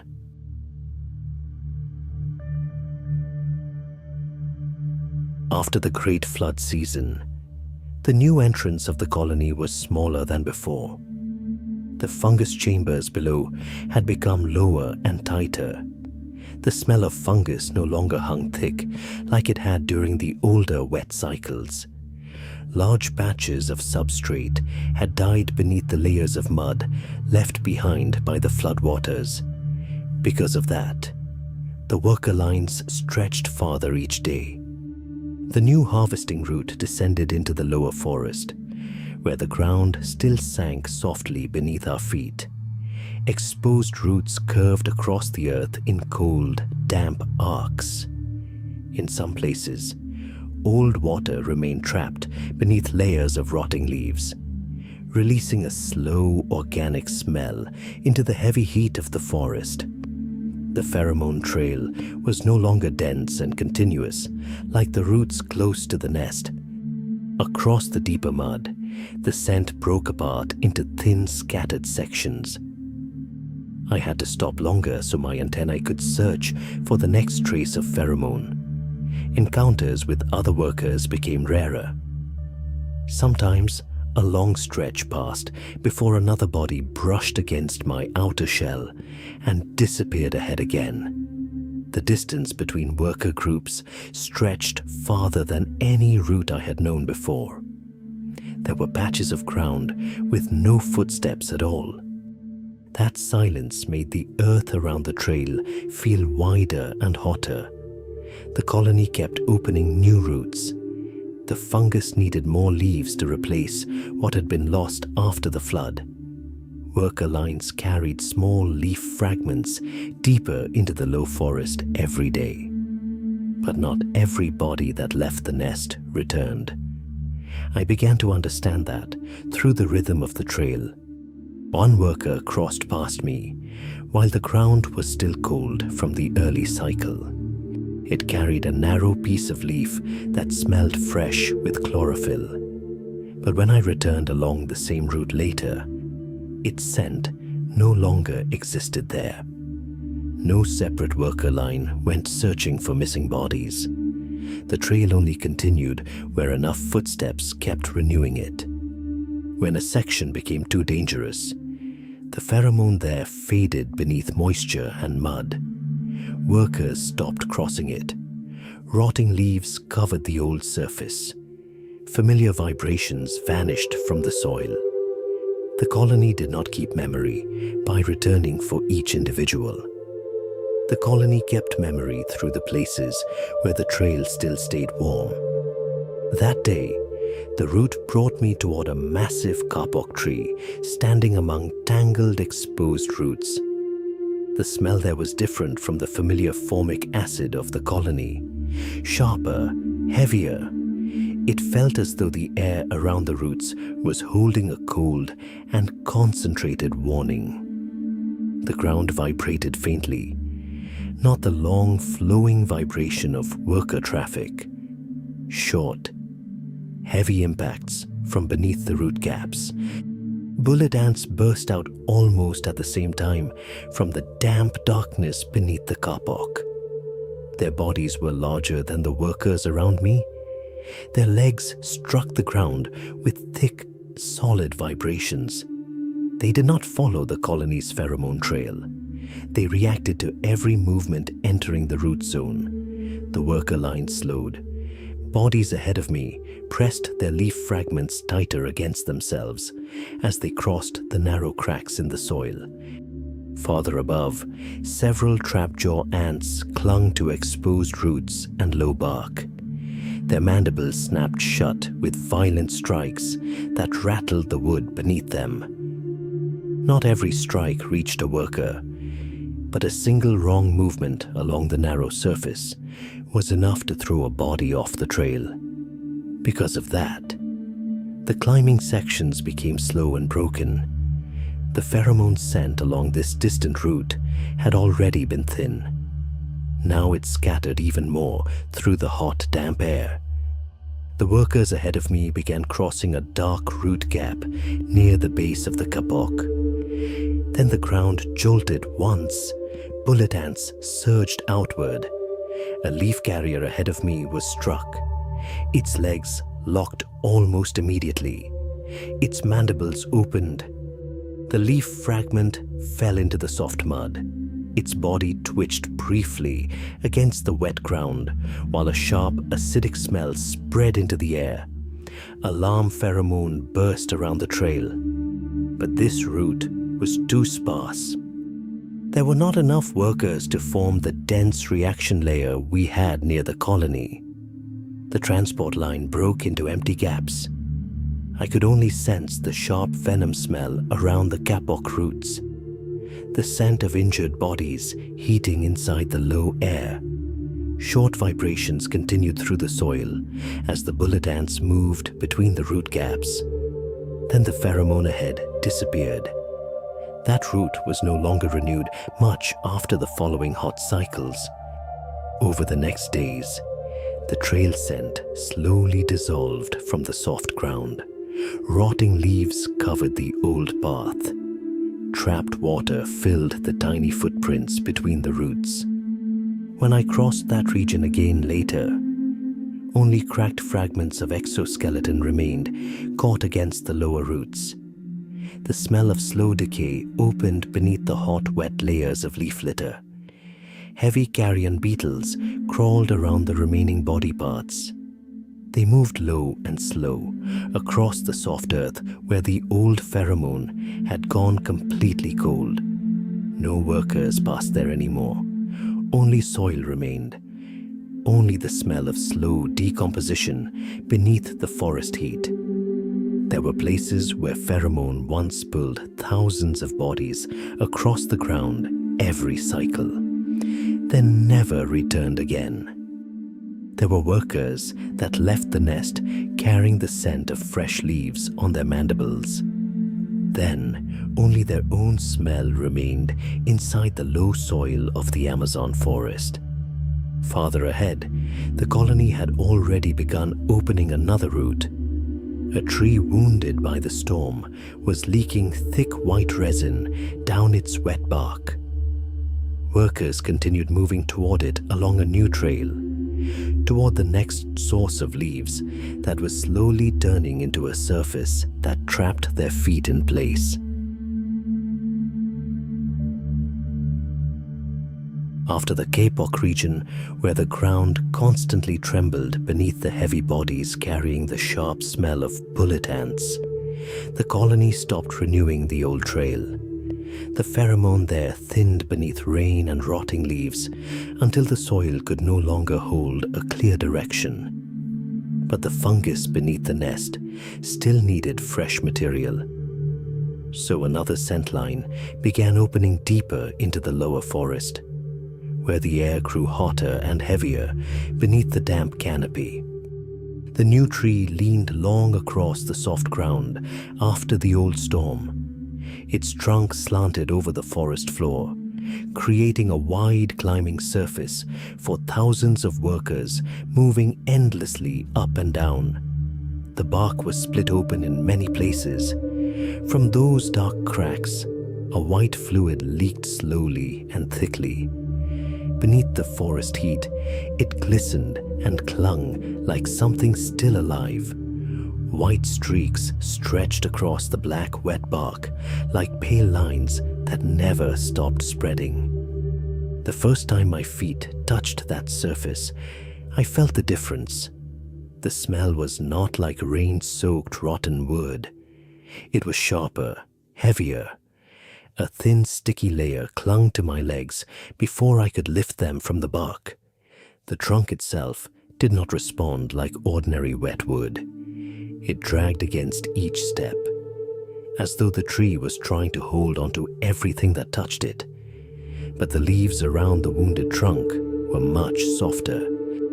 The edges of the young leaves cut easily beneath the mandibles compared to the older leaves from distant roots. They smelled dark green and full of water. Once carried down into the fungus chambers, the smaller workers below crushed them quickly into fresh substrate for the garden still weakening after the long flood season. The colony did not eat those leaves. No body stopped to chew them for itself. Everything was only transporting material for the thing living deep beneath the darkness. So the trail continued spreading across the leaning trunk. Workers with empty mandibles climbed upward toward the lower canopy, where young leaves grew thick. Carrier ants hauled large leaf fragments downward along the warm pheromone line. Along the narrower sections made slick by tree resin, soldier ants remained motionless longer, pressing themselves against the bark edge like hard points inside the flowing movement around them. The higher I climbed, the thicker the white fluid became. Each time my feet crossed a fresh line of latex.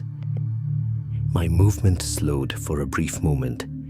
My mandibles opened more slowly as the thin resin began hardening along their edges. Sometimes my antennae became coated by a faint, sticky layer that blurred the pheromone scent ahead and made it harder to read. A few smaller workers failed to lift their legs before the latex hardened beneath the heat of the trunk. They remained fixed against the bark while the carrier line continued flowing around their motionless bodies. The tree was not hunting us.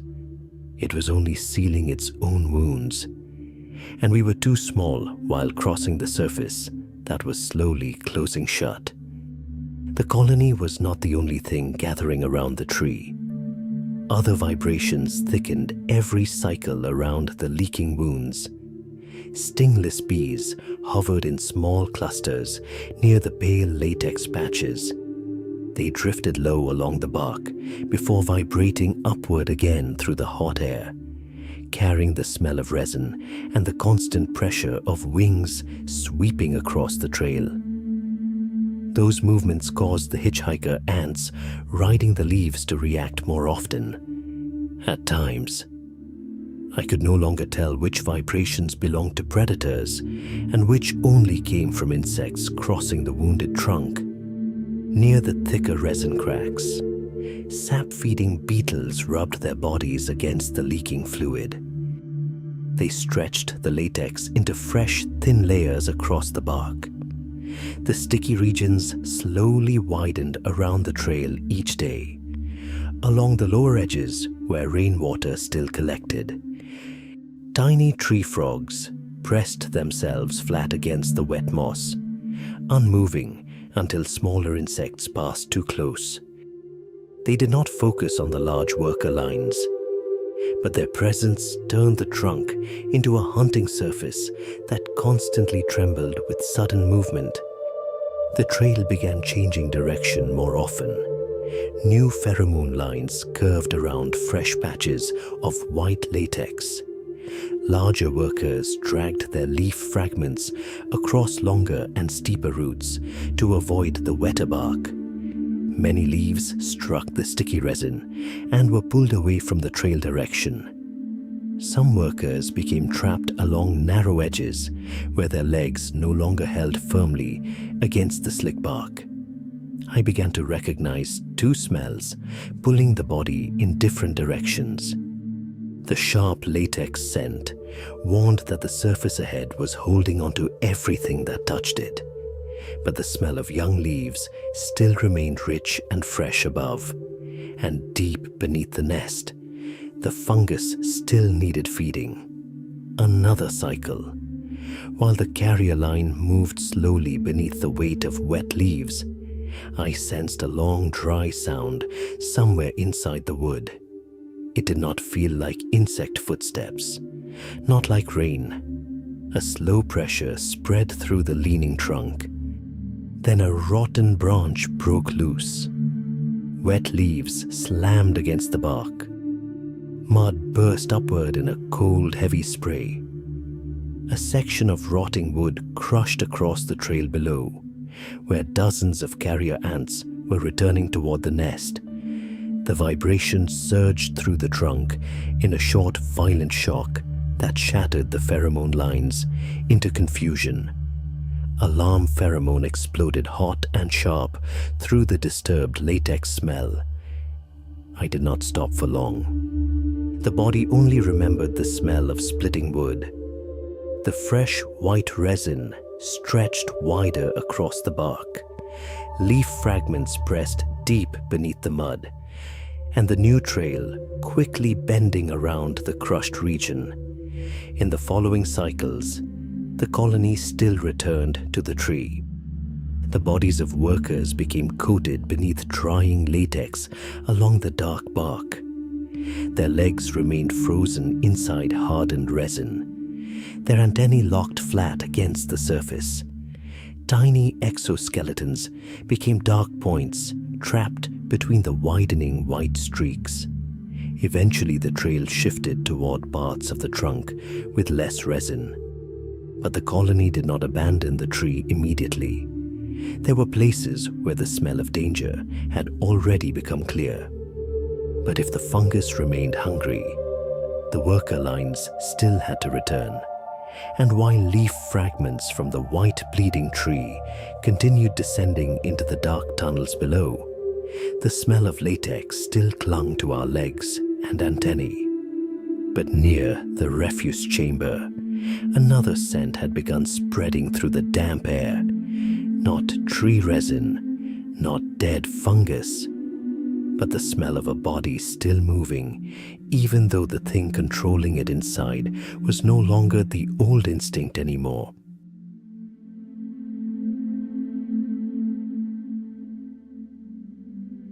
The The middle tunnels near the refuse chamber always felt different from the deeper zones where the fungus garden still held its steady warmth. The air here was drier. Pheromone layers did not cling long to the soil walls. The smell of organic waste settled between narrow tunnel cracks beside old fragments of exoskeleton shed from worker bodies across countless labor cycles. Deeper inside the refuse pit, discarded fungus matter rotted slowly beneath the dark earth, releasing a hollow, cold decay. After many harvesting cycles near the latex trees beyond the forest edge, a new scent returned with the worker flow into the middle chambers. It was not sour like infected fungus, not heavy like flood-soaked soil. It was thin and dry, like dust resting too long on the bark of a dead tree beneath hot wind. I moved more slowly through those tunnels after that. One of my legs still carried a slight uneven rhythm from the collapse beneath wet mud many cycles earlier. My antennae still held traces of dried latex. Each time my feet touched the ground, I felt my body responding less steadily than the younger workers newly emerged from the nursery chamber. The worker stream around the refuse chamber was thinner than the fungus zones. Antenna contact remained short and quick. There was little living warmth beneath the soil here compared to the garden chambers. Only the steady movement of discarded material. Then another body emerged from a side tunnel. At first, it still looked like a normal ant. The size was right. Its shell remained intact. Its mandibles still opened and closed with the rhythm of movement. But after only a few steps, the body drifted away from the colony flow. It slowed, then jerked forward in short bursts. Its antennae swept the ground for too long, as though unable to hold onto the pheromone trail. One hind leg trembled out of rhythm with the workers passing beside it. The mandibles opened slowly and closed too late, leaving a narrow dark gap between them longer than they should have. I touched the air around it with my antennae. No clear colony scent. No alarm pheromone. No fungus rot, only something hollow and dry, as though organic matter was being slowly emptied from deep inside the body. It did not follow the main trail. It brushed against passing workers and stopped too long near the edge of the tunnel. Several nearby workers immediately shifted direction to avoid direct contact. The pheromone flow around that area began splitting into two thin branches. A group of cleaner ants approached. Their antennae tapped repeatedly against the creature's head and thorax. There was no hesitation, no panic, only reaction to a body carrying the wrong signals. The scent did not match. The walking rhythm was wrong. Its movement drifted away from the trail. A faint layer of alarm pheromone appeared, then quickly dissolved into the dry air. The cleaner ants tried pulling the body away from the central tunnel route, but it turned instead toward the distant, dim light far above near the entrance tunnels. Its legs scraped against the soil in broken rhythms, not like a lost worker, not like an ant searching for a new trail. It left the path, then returned, then drifted away again. Each time, its head lifted slightly higher than normal. The mandibles touched loose fragments of plant matter near the tunnel entrance. Sometimes it remained still for a very long time, only to bite softly into a thin leaf vein before releasing it again. I did not understand what was guiding it, but the pheromones inside that body no longer belonged to the colony. It felt as though another rhythm was moving beneath the shell. The cleaner ants kept forcing it away from the main transport flow. Other workers lowered themselves closer to the ground while passing through the dry, cold scent surrounding it. No one stayed near it longer than necessary. Eventually, the body climbed beyond the middle tunnels and moved onto the bark near the entrance above. I continued along the worker flow below, but I could still smell it drifting through the air. It carried no leaves. It followed no harvesting route. It did not respond to transport pheromones. It simply kept climbing toward thinner air and the weak currents moving across the leaves overhead. Then it stopped beneath a low leaf vein, its mandibles locked shut. The body remained frozen there for a very long time. Many dark cycles passed while workers continued moving below. When I returned near the entrance again, the body no longer moved. Its exoskeleton had begun changing scent. Not the damp decay of the refuse chamber. This smell was dry and dusty. A thin layer had begun growing around the head and between the body segments. Its mandibles still held tightly to the leaf vein. They never opened again. The air around that place became unfamiliar to the colony. Workers passing nearby began changing direction before reaching the tree bark. The pheromone trail shifted toward the opposite side of the transport route. Antenna contact became rare around those leaves. The colony did not stop around the corpse. The worker stream simply bent around it. The way water bends around a piece of rotting wood resting in a current. I remembered the smell of that body for many cycles afterward. A body that could still walk, still climb, still open its jaws and grip a leaf. But the scent inside it no longer belonged to the colony. After that, I began sensing something else beneath every movement inside the nest. Not every body still walking was being guided by its own instinct anymore. Beyond the tunnels carrying the smell of dry spores, the pheromone flow pulled me back toward the newer nursery chambers. Soldier ants stood thicker along the narrow defensive routes ahead. Their massive heads and heavy mandibles nearly sealed the passageways. I stood among workers transporting substrate and felt clearly how much slower my own body had become. Some workers were born to carry leaves. Some bodies were born to hold narrow passages shut with the weight of their own shells.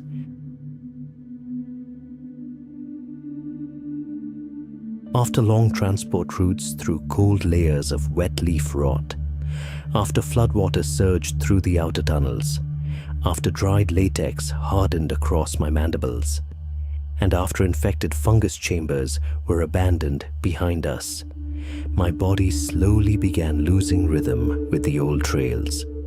I felt it most along the steep paths rising toward the canopy roads. Young workers passed me more easily now. They carried leaf fragments with steadier balance while moving. Their pheromone trails felt sharp and continuous, like hot lines stretched across the ground.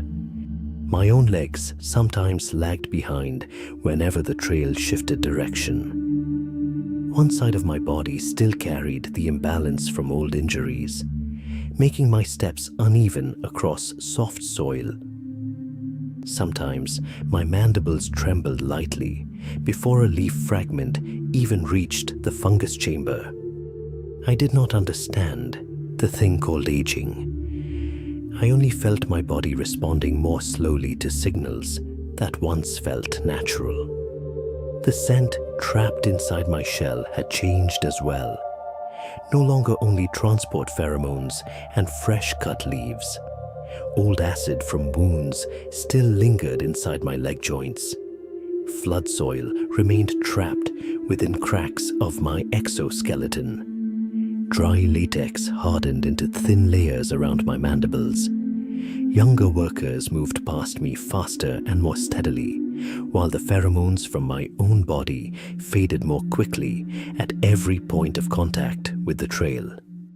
Then one day, the pheromone flow no longer pulled me toward the distant harvesting routes.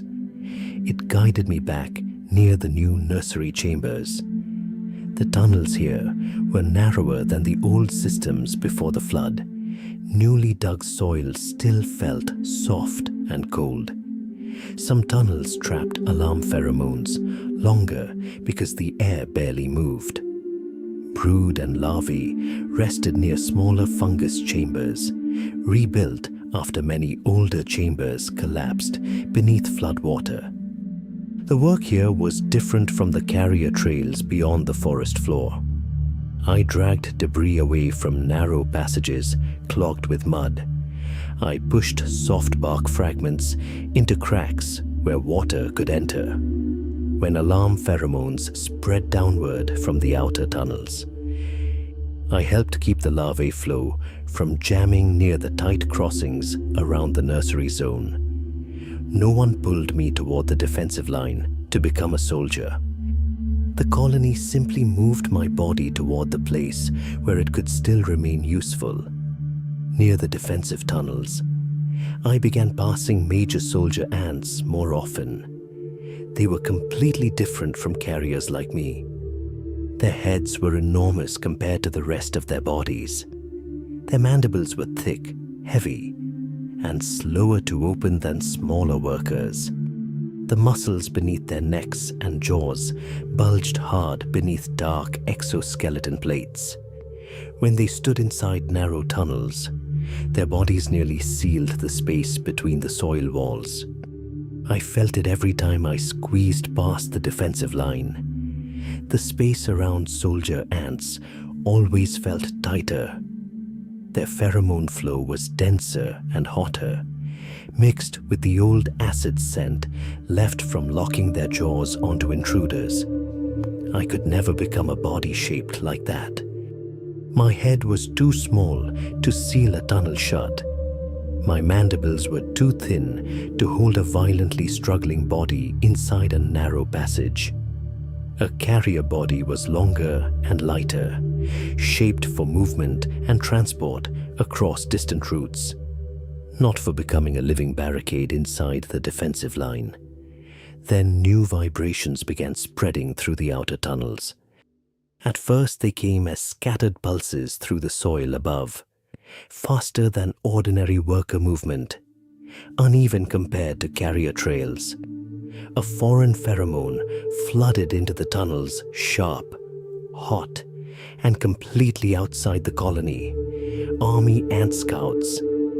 They moved constantly around the openings near the nest perimeter. Alarm pheromones spread through the defensive tunnels before many workers could even change direction. I sensed the soldier ants opening their mandibles almost together, while the strange vibrations still remained far from the nursery zone. Then the first scout flooded into the narrow outer tunnel. The defensive line immediately tightened around the choke point near the nursery chambers. Soldier ants pressed their massive heads into the narrow gaps between the soft tunnel walls. As the army ant scouts rushed forward, the soldiers' mandibles locked onto the small, fast bodies, forcing through the opening. The tunnel shook continuously, with crashing exoskeletons. Acid scent burst thick into the hot enclosed air. Alarm pheromones coated the soft walls so heavily that nearly every other trail disappeared beneath them. I did not rush forward, crushing enemies like the soldiers ahead. I dragged debris into fresh cracks, opened by the shaking earth. I pushed larvae away from the strongest vibrations. I kept retreating worker flows from clogging while the defensive line tightened inward. Ahead of me, the soldier ants remained motionless inside the narrow tunnels, like extensions of the soil walls themselves. Not heroes, only the body shape most suited for keeping a narrow space from being pierced open. when the last army ant scouts were finally held back long enough for the nursery zone to stabilize again, many soldier ants still remained wedged into the choke point. Their mandibles were still locked shut. Their heads still blocked the tunnel. Their exoskeletons were pressed deep into the soft earth surrounding the defensive line. I passed them many cycles afterward. Alarm pheromones clung to my antennae and legs for a very long time. Acid scent still lingered in the narrow air near the nursery chambers, and what remained inside me was not a desire to become a soldier, only a slow, heavy feeling, like wet soil after rain. Every body has its own shape. Every shape carries its own limit. The colony does not need one individual to become everything. It only pushes each body toward the place where that body can continue functioning. But above the soft soil of the nest, the forest still had not become quiet. One hot night, the ground began vibrating longer than before, no longer scattered pulses from isolated scouts. The tremors spread across the dry leaf layer, as though the entire forest floor itself had begun moving. This time, it was not only a few army ant scouts. A massive swarm was moving through the territory.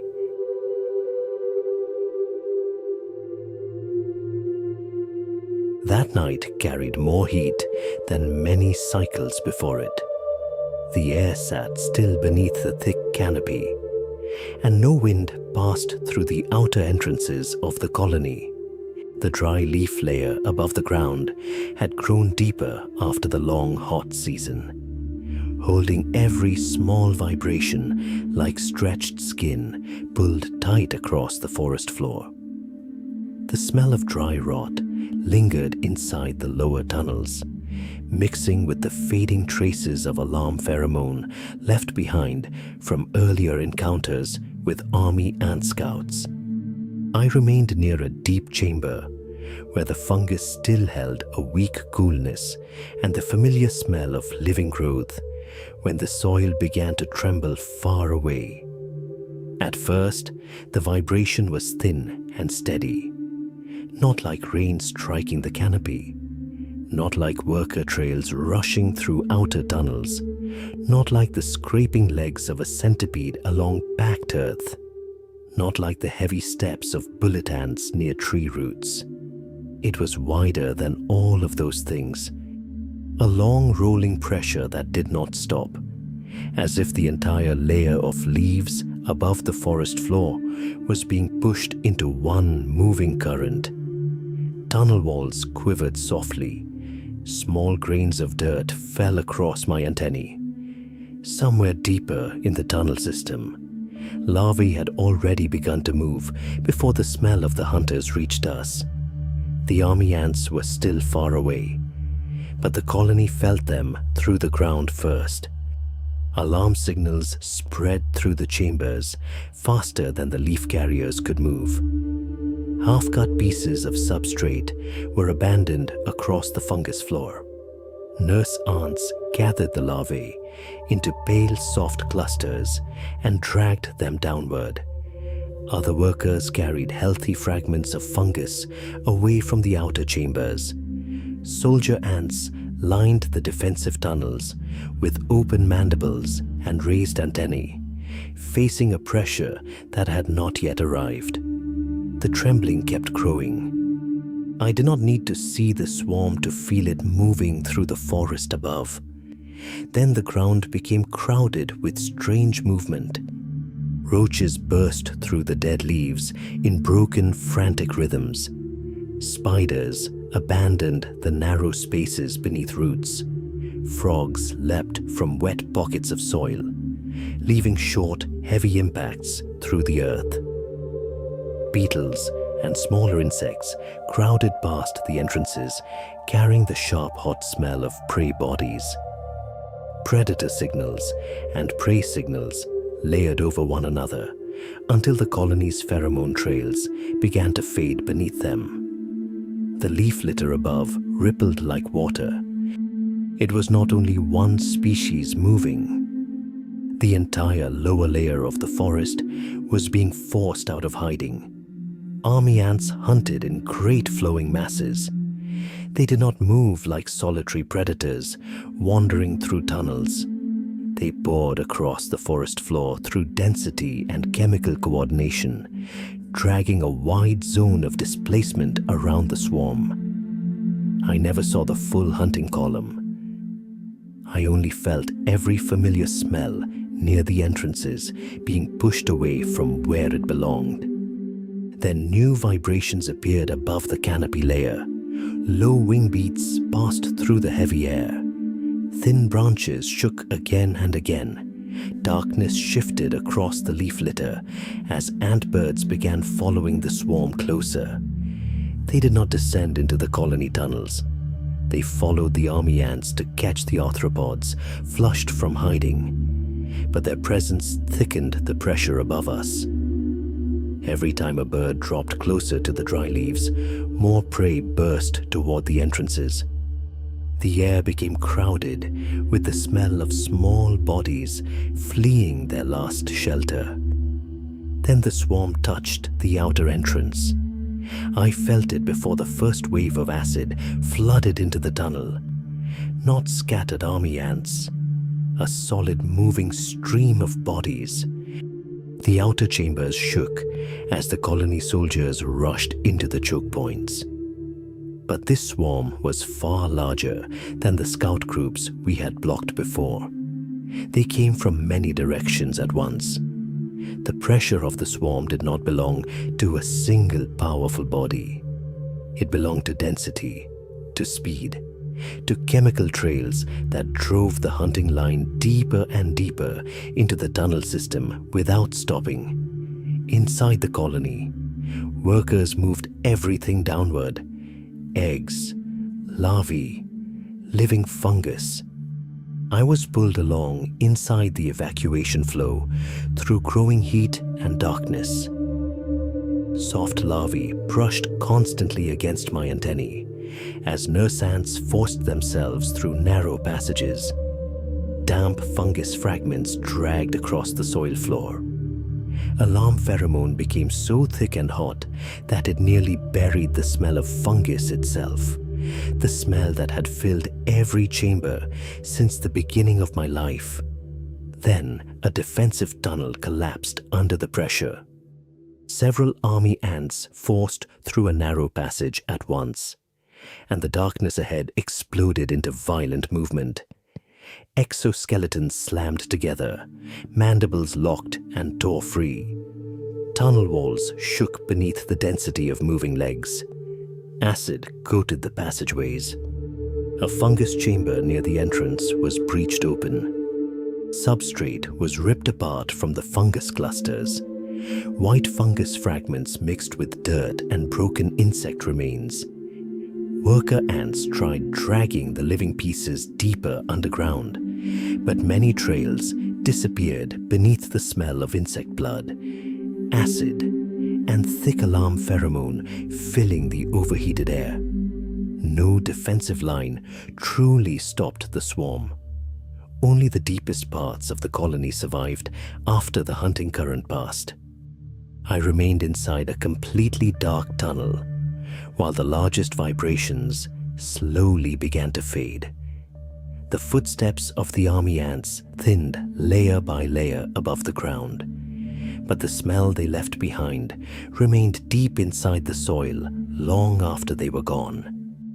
When the colony began moving again, many outer chambers had already been abandoned. Parts of the tunnel system were no longer renewed with pheromone. Nearly half the fungus garden was gone. Not all of it had been consumed, but many fungus clusters had been torn apart, contaminated by soil, or left too long without stable care. The rhythm of the colony weakened after that night. Fewer workers crossed the trails. Transport routes grew shorter. The fungus smell became thinner and colder. Many chambers held only still air now. no longer carrying the strong, living scent they once did. When silence finally returned to the forest, the colony still survived beneath the ground, but it no longer felt dense and heavy like the old cycles. The new fungus chambers did not spread outward anymore. They stayed small and cold, scattered farther apart through the deeper tunnel system. I returned to the shorter transport routes near the surviving entrances. But for the first time, among the younger workers moving quickly through the tunnels, I felt my own footsteps falling out of rhythm with the new pulse of the colony. Many hot, wet cycles passed after the army ants flooded through the outer chambers, but the outer tunnels never returned to what they had been before. When I moved through them, the ground no longer trembled beneath dense rivers of workers. Pheromone along the old routes had faded into broken layers of scent. Some tunnel walls had begun drying and cracking beneath shifting soil pressure. In the low spaces near the floor, old acid smells still clung beside shattered exoskeleton fragments, half buried in dry mud. I passed through corridors that had once been crowded wall to wall with moving bodies. Now only small, scattered worker groups remained. There were gaps between the flows. My antennae no longer brushed constantly against other bodies as they once had. Fewer leaf fragments traveled downward into the deep chambers. Less body heat spread through the narrow tunnel air. The colony still lived, but its rhythm had become thin. The newer fungus chambers still protected a warm core near their center, but when I approached them, the smell of fungus no longer carried the thick, sweet density I remembered from early life. The clusters were far smaller now. They no longer spread across the chambers in broad, pale masses. Fungus workers moved slowly around shrinking growths beneath weaker humidity. Fresh substrate arrived only in thin, scattered layers. Dark gaps had appeared between fungus clusters where no empty space had existed before. I still remembered the seasons when endless carrier lines dragged leaves down from the forest surface. Back then, the fungus grew quickly and released thick warmth into the chambers. Now fewer workers traveled far from the colony. Less fresh latex clung to the exoskeletons of returning foragers. The long cutting trails beyond the forest had thinned after the loss of workers and tunnels.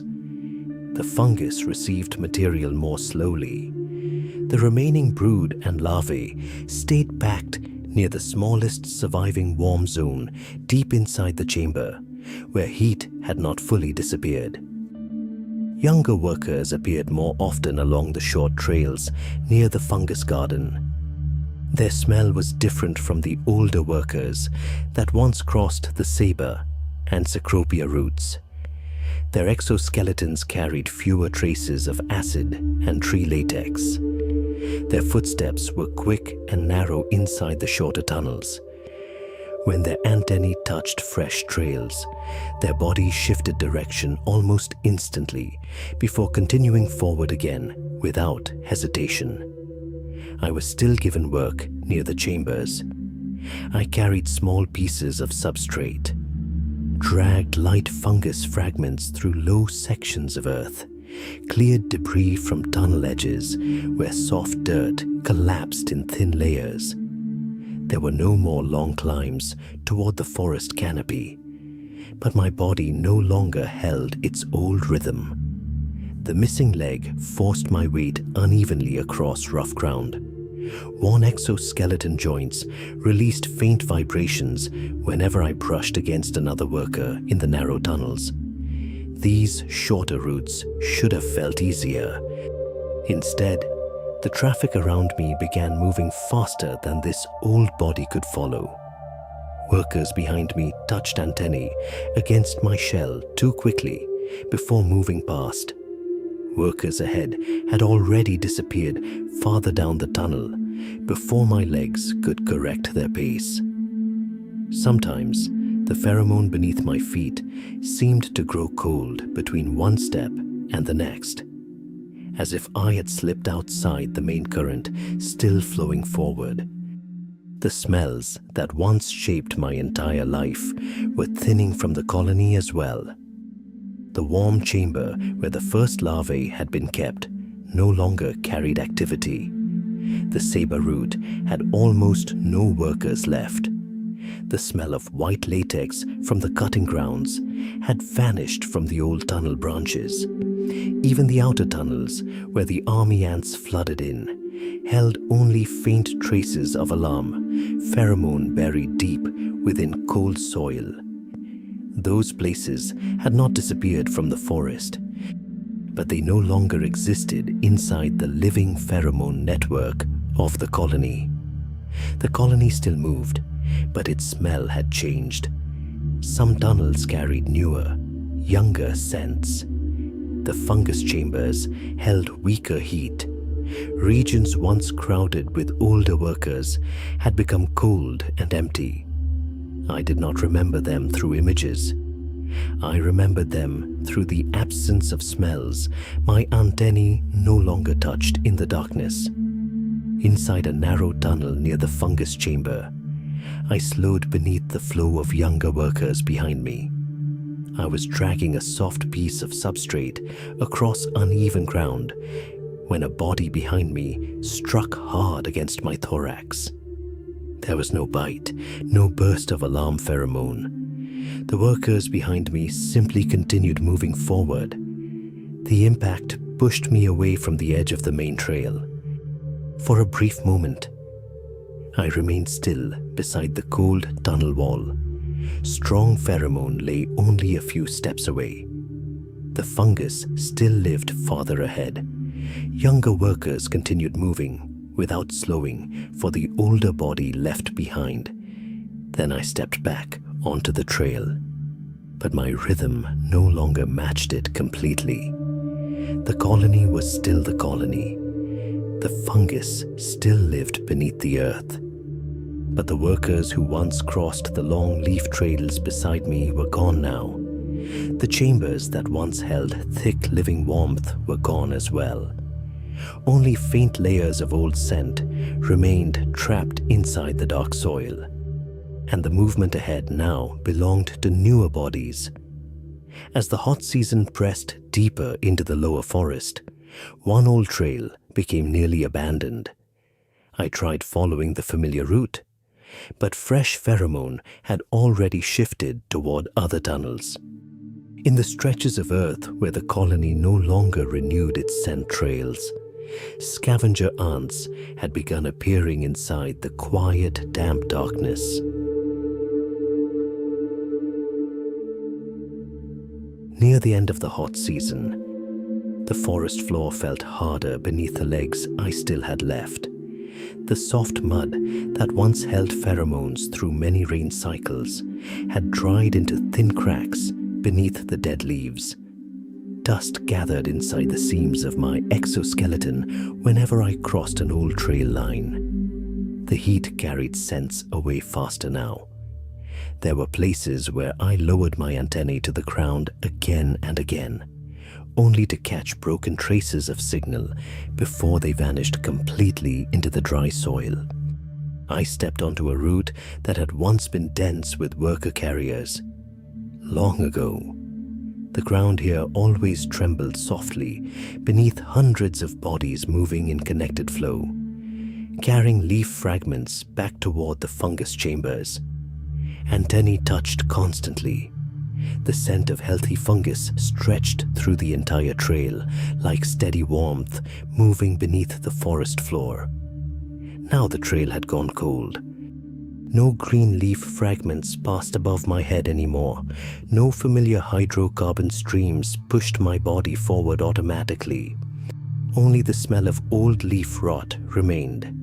Wild fungus beneath bark, and layers of organic decay resting deep inside heated soil. My body no longer kept the old rhythm either. One leg had been lost during the previous flood season, leaving every step tilted slightly to one side. My antennae reacted more slowly to fresh scent lines. Sometimes I stopped for long stretches just to recover a thin strand of pheromone from the ground. The edges of my abdominal and thoracic plates had worn rough after countless cycles of leaf carrying and substrate digging. When I tried biting a small leaf fragment near the trail, my mandibles trembled and failed to hold tightly for long. Young workers still crossed nearby on newer routes. They moved faster, cleaner. The hydrocarbons coating their bodies smelled sharp and fresh. Their footsteps merged into one steady vibration my body still recognized. They touched antennae only briefly before continuing toward the distant canopy, carrying fresh leaf fragments.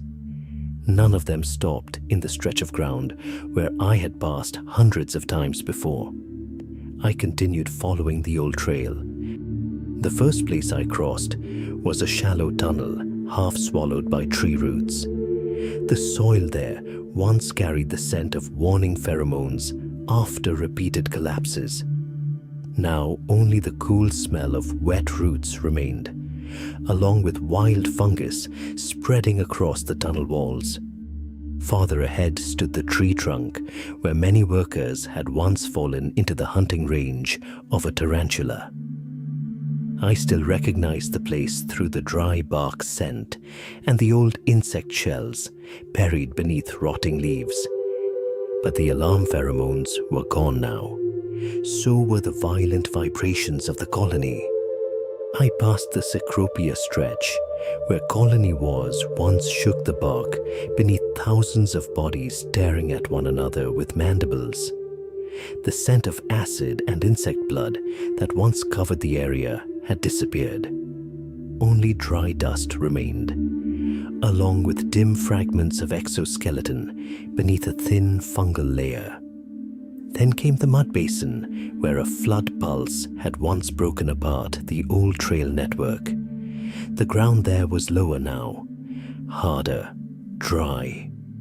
No water remained. No worker streams repairing transport lines anymore. Those places did not return to me as images or thoughts.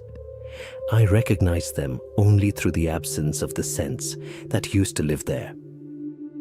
Near a newer branch road, a stream of young workers crossed over the old trail before disappearing deeper into another part of the forest. Their pheromones were strong and clear. The signals pulled healthy bodies onward toward canopy zones where fresh leaves still grew. But the trail beneath me was no longer being renewed. Sections of signal broke apart from one another like fragments of scent slowly dying inside dry earth. I tried following it a little farther. In the thinning sections of trail, small parasitoid wasps began appearing beneath the layers of dead leaves. They flew low. I felt the vibration of their thin wings near my antennae each time my movements slowed. They did not dive immediately like larger predators. They circled, wading around workers whose movement had become uneven. Every time my steps lost rhythm, they lowered themselves slightly closer. I had to press my body flat against the ground to keep my back hidden beneath the shadows of thick roots. The empty space around the abandoned trail felt wider now, sharper. No dense colony flow covered it anymore. At the edge of a large root, I caught the unfamiliar scent of a small scavenger ant colony. They emerged from dark cracks in the soil where the main trail no longer passed. They avoided the newer worker routes filled with active carriers. But when I slowed near the forgotten dry ground, they moved toward me immediately. One body latched onto my weakened leg. Another tested the worn joints along my abdomen. They did not fight like soldier ants. They inspected me the way scavengers inspect exposed organic material that has drifted away from colony movement. I jerked my body sideways and forced myself into a narrow soil crack beside the root. My exoskeleton scraped against the hardened earth hard enough for fine dust to coat my antennae completely. Pain pulsed sharply through the weakened leg as the scavengers lost their grip. I escaped. But while I remained motionless inside that dark crack, the primary sense slowly began fading from my antennae. The old pheromones vanished first, then the scent of young workers moving along the distant routes. Finally, the faint fungus smell from the colony deep beneath the soil. My body never returned to the old trail after that. Not because I chose to leave it. Only because after standing still for too long, my legs slowly turned toward the colder soil channels, and my body could no longer recover the rhythm of the old route. For the first time in my entire life cycle, my own pheromone no longer matched the movement flow continuing behind me. When the first rains of the new season began striking the canopy above, I was no longer following the leaf transport lines. I moved slowly toward an old side tunnel near the kapok roots, where the wet soil carried a scent similar to the days when I first awakened beneath the earth. Far behind me, young workers still carried fungus and fresh leaf fragments along different scent paths.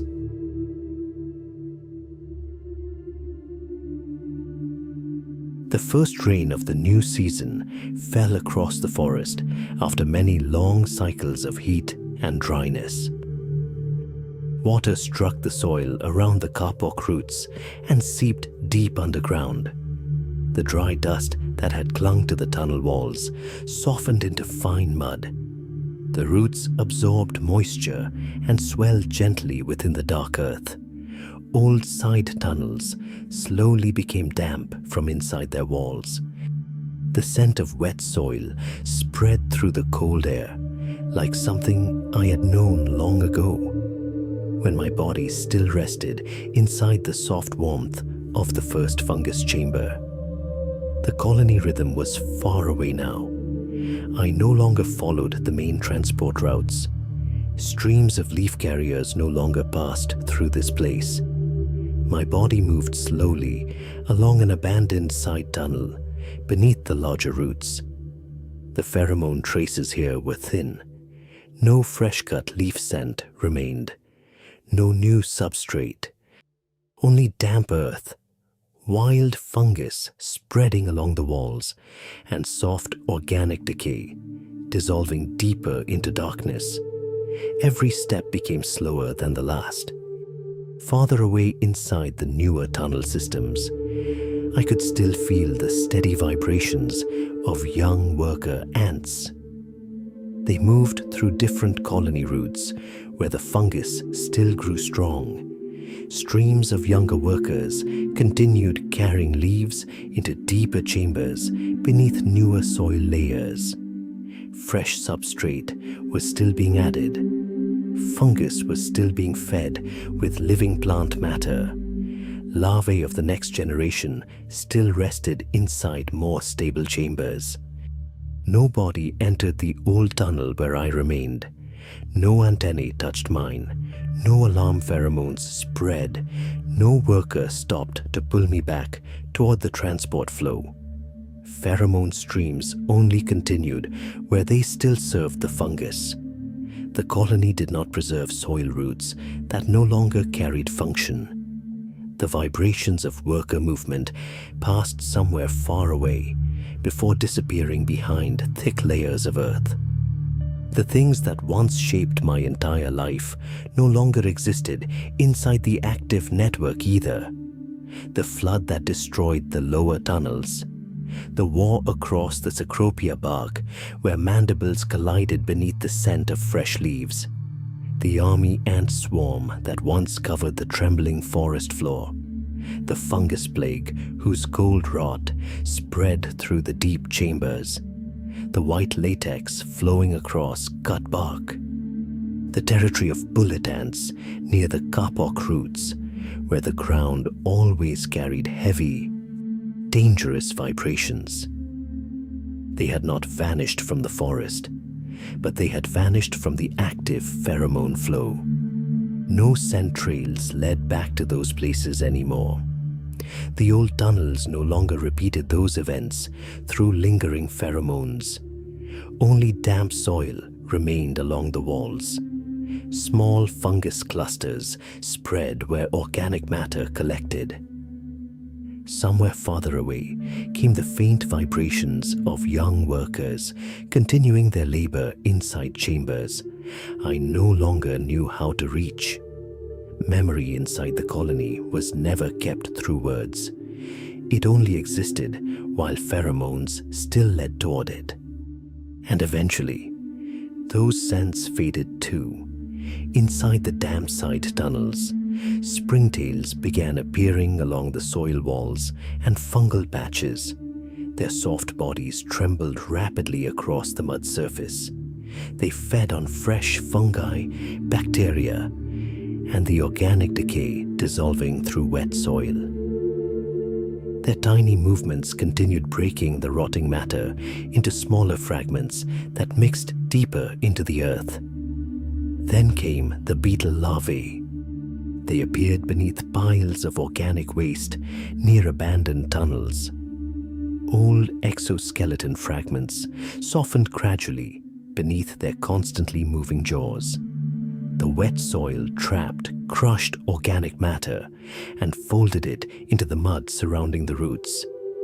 Fungus continued growing across dead insect shells, abandoned substrate, and tunnel sections that no longer belonged to the colony. The darkness here felt different from the nursery chambers of my first days. It no longer carried the warmth of the fungus garden or the vibrations of nurse ants. It was quiet soil now, a place where decomposers replaced the old worker flow. My body continued slowing. I no longer had the strength to keep pace with worker movement if a transport line crossed nearby. My legs touched the ground more slowly after each resting cycle. My antennae lifted lower than before. The pheromone traces my body left behind weakened further in the damp air. My exoskeleton felt colder as moisture seeped through the small seams between armored plates. The tunnel became quieter than at any other point in my life. Then sometime later, the distant ground trembled softly. A stream of young workers was moving through a newer route beneath the kapok roots. Perhaps they were carrying fungus fragments, perhaps fresh leaves newly cut from the upper forest layers. The vibrations of hundreds of small legs moved through the soil in one steady living rhythm. I raised my antennae one final time. Cold, damp air touched their tips. Through layers of earth and old decay, I caught a very thin strand of pheromone, very far away, but still alive. The colony rhythm continued somewhere else. There was no reunion, no farewell. Only one final confirmation that the movement flow still continued, even though this body no longer belonged inside it. After many dark and damp cycles, my body finally stopped inside the old tunnel beneath the great roots. Beetle larvae continued feeding on the weakened exoskeleton.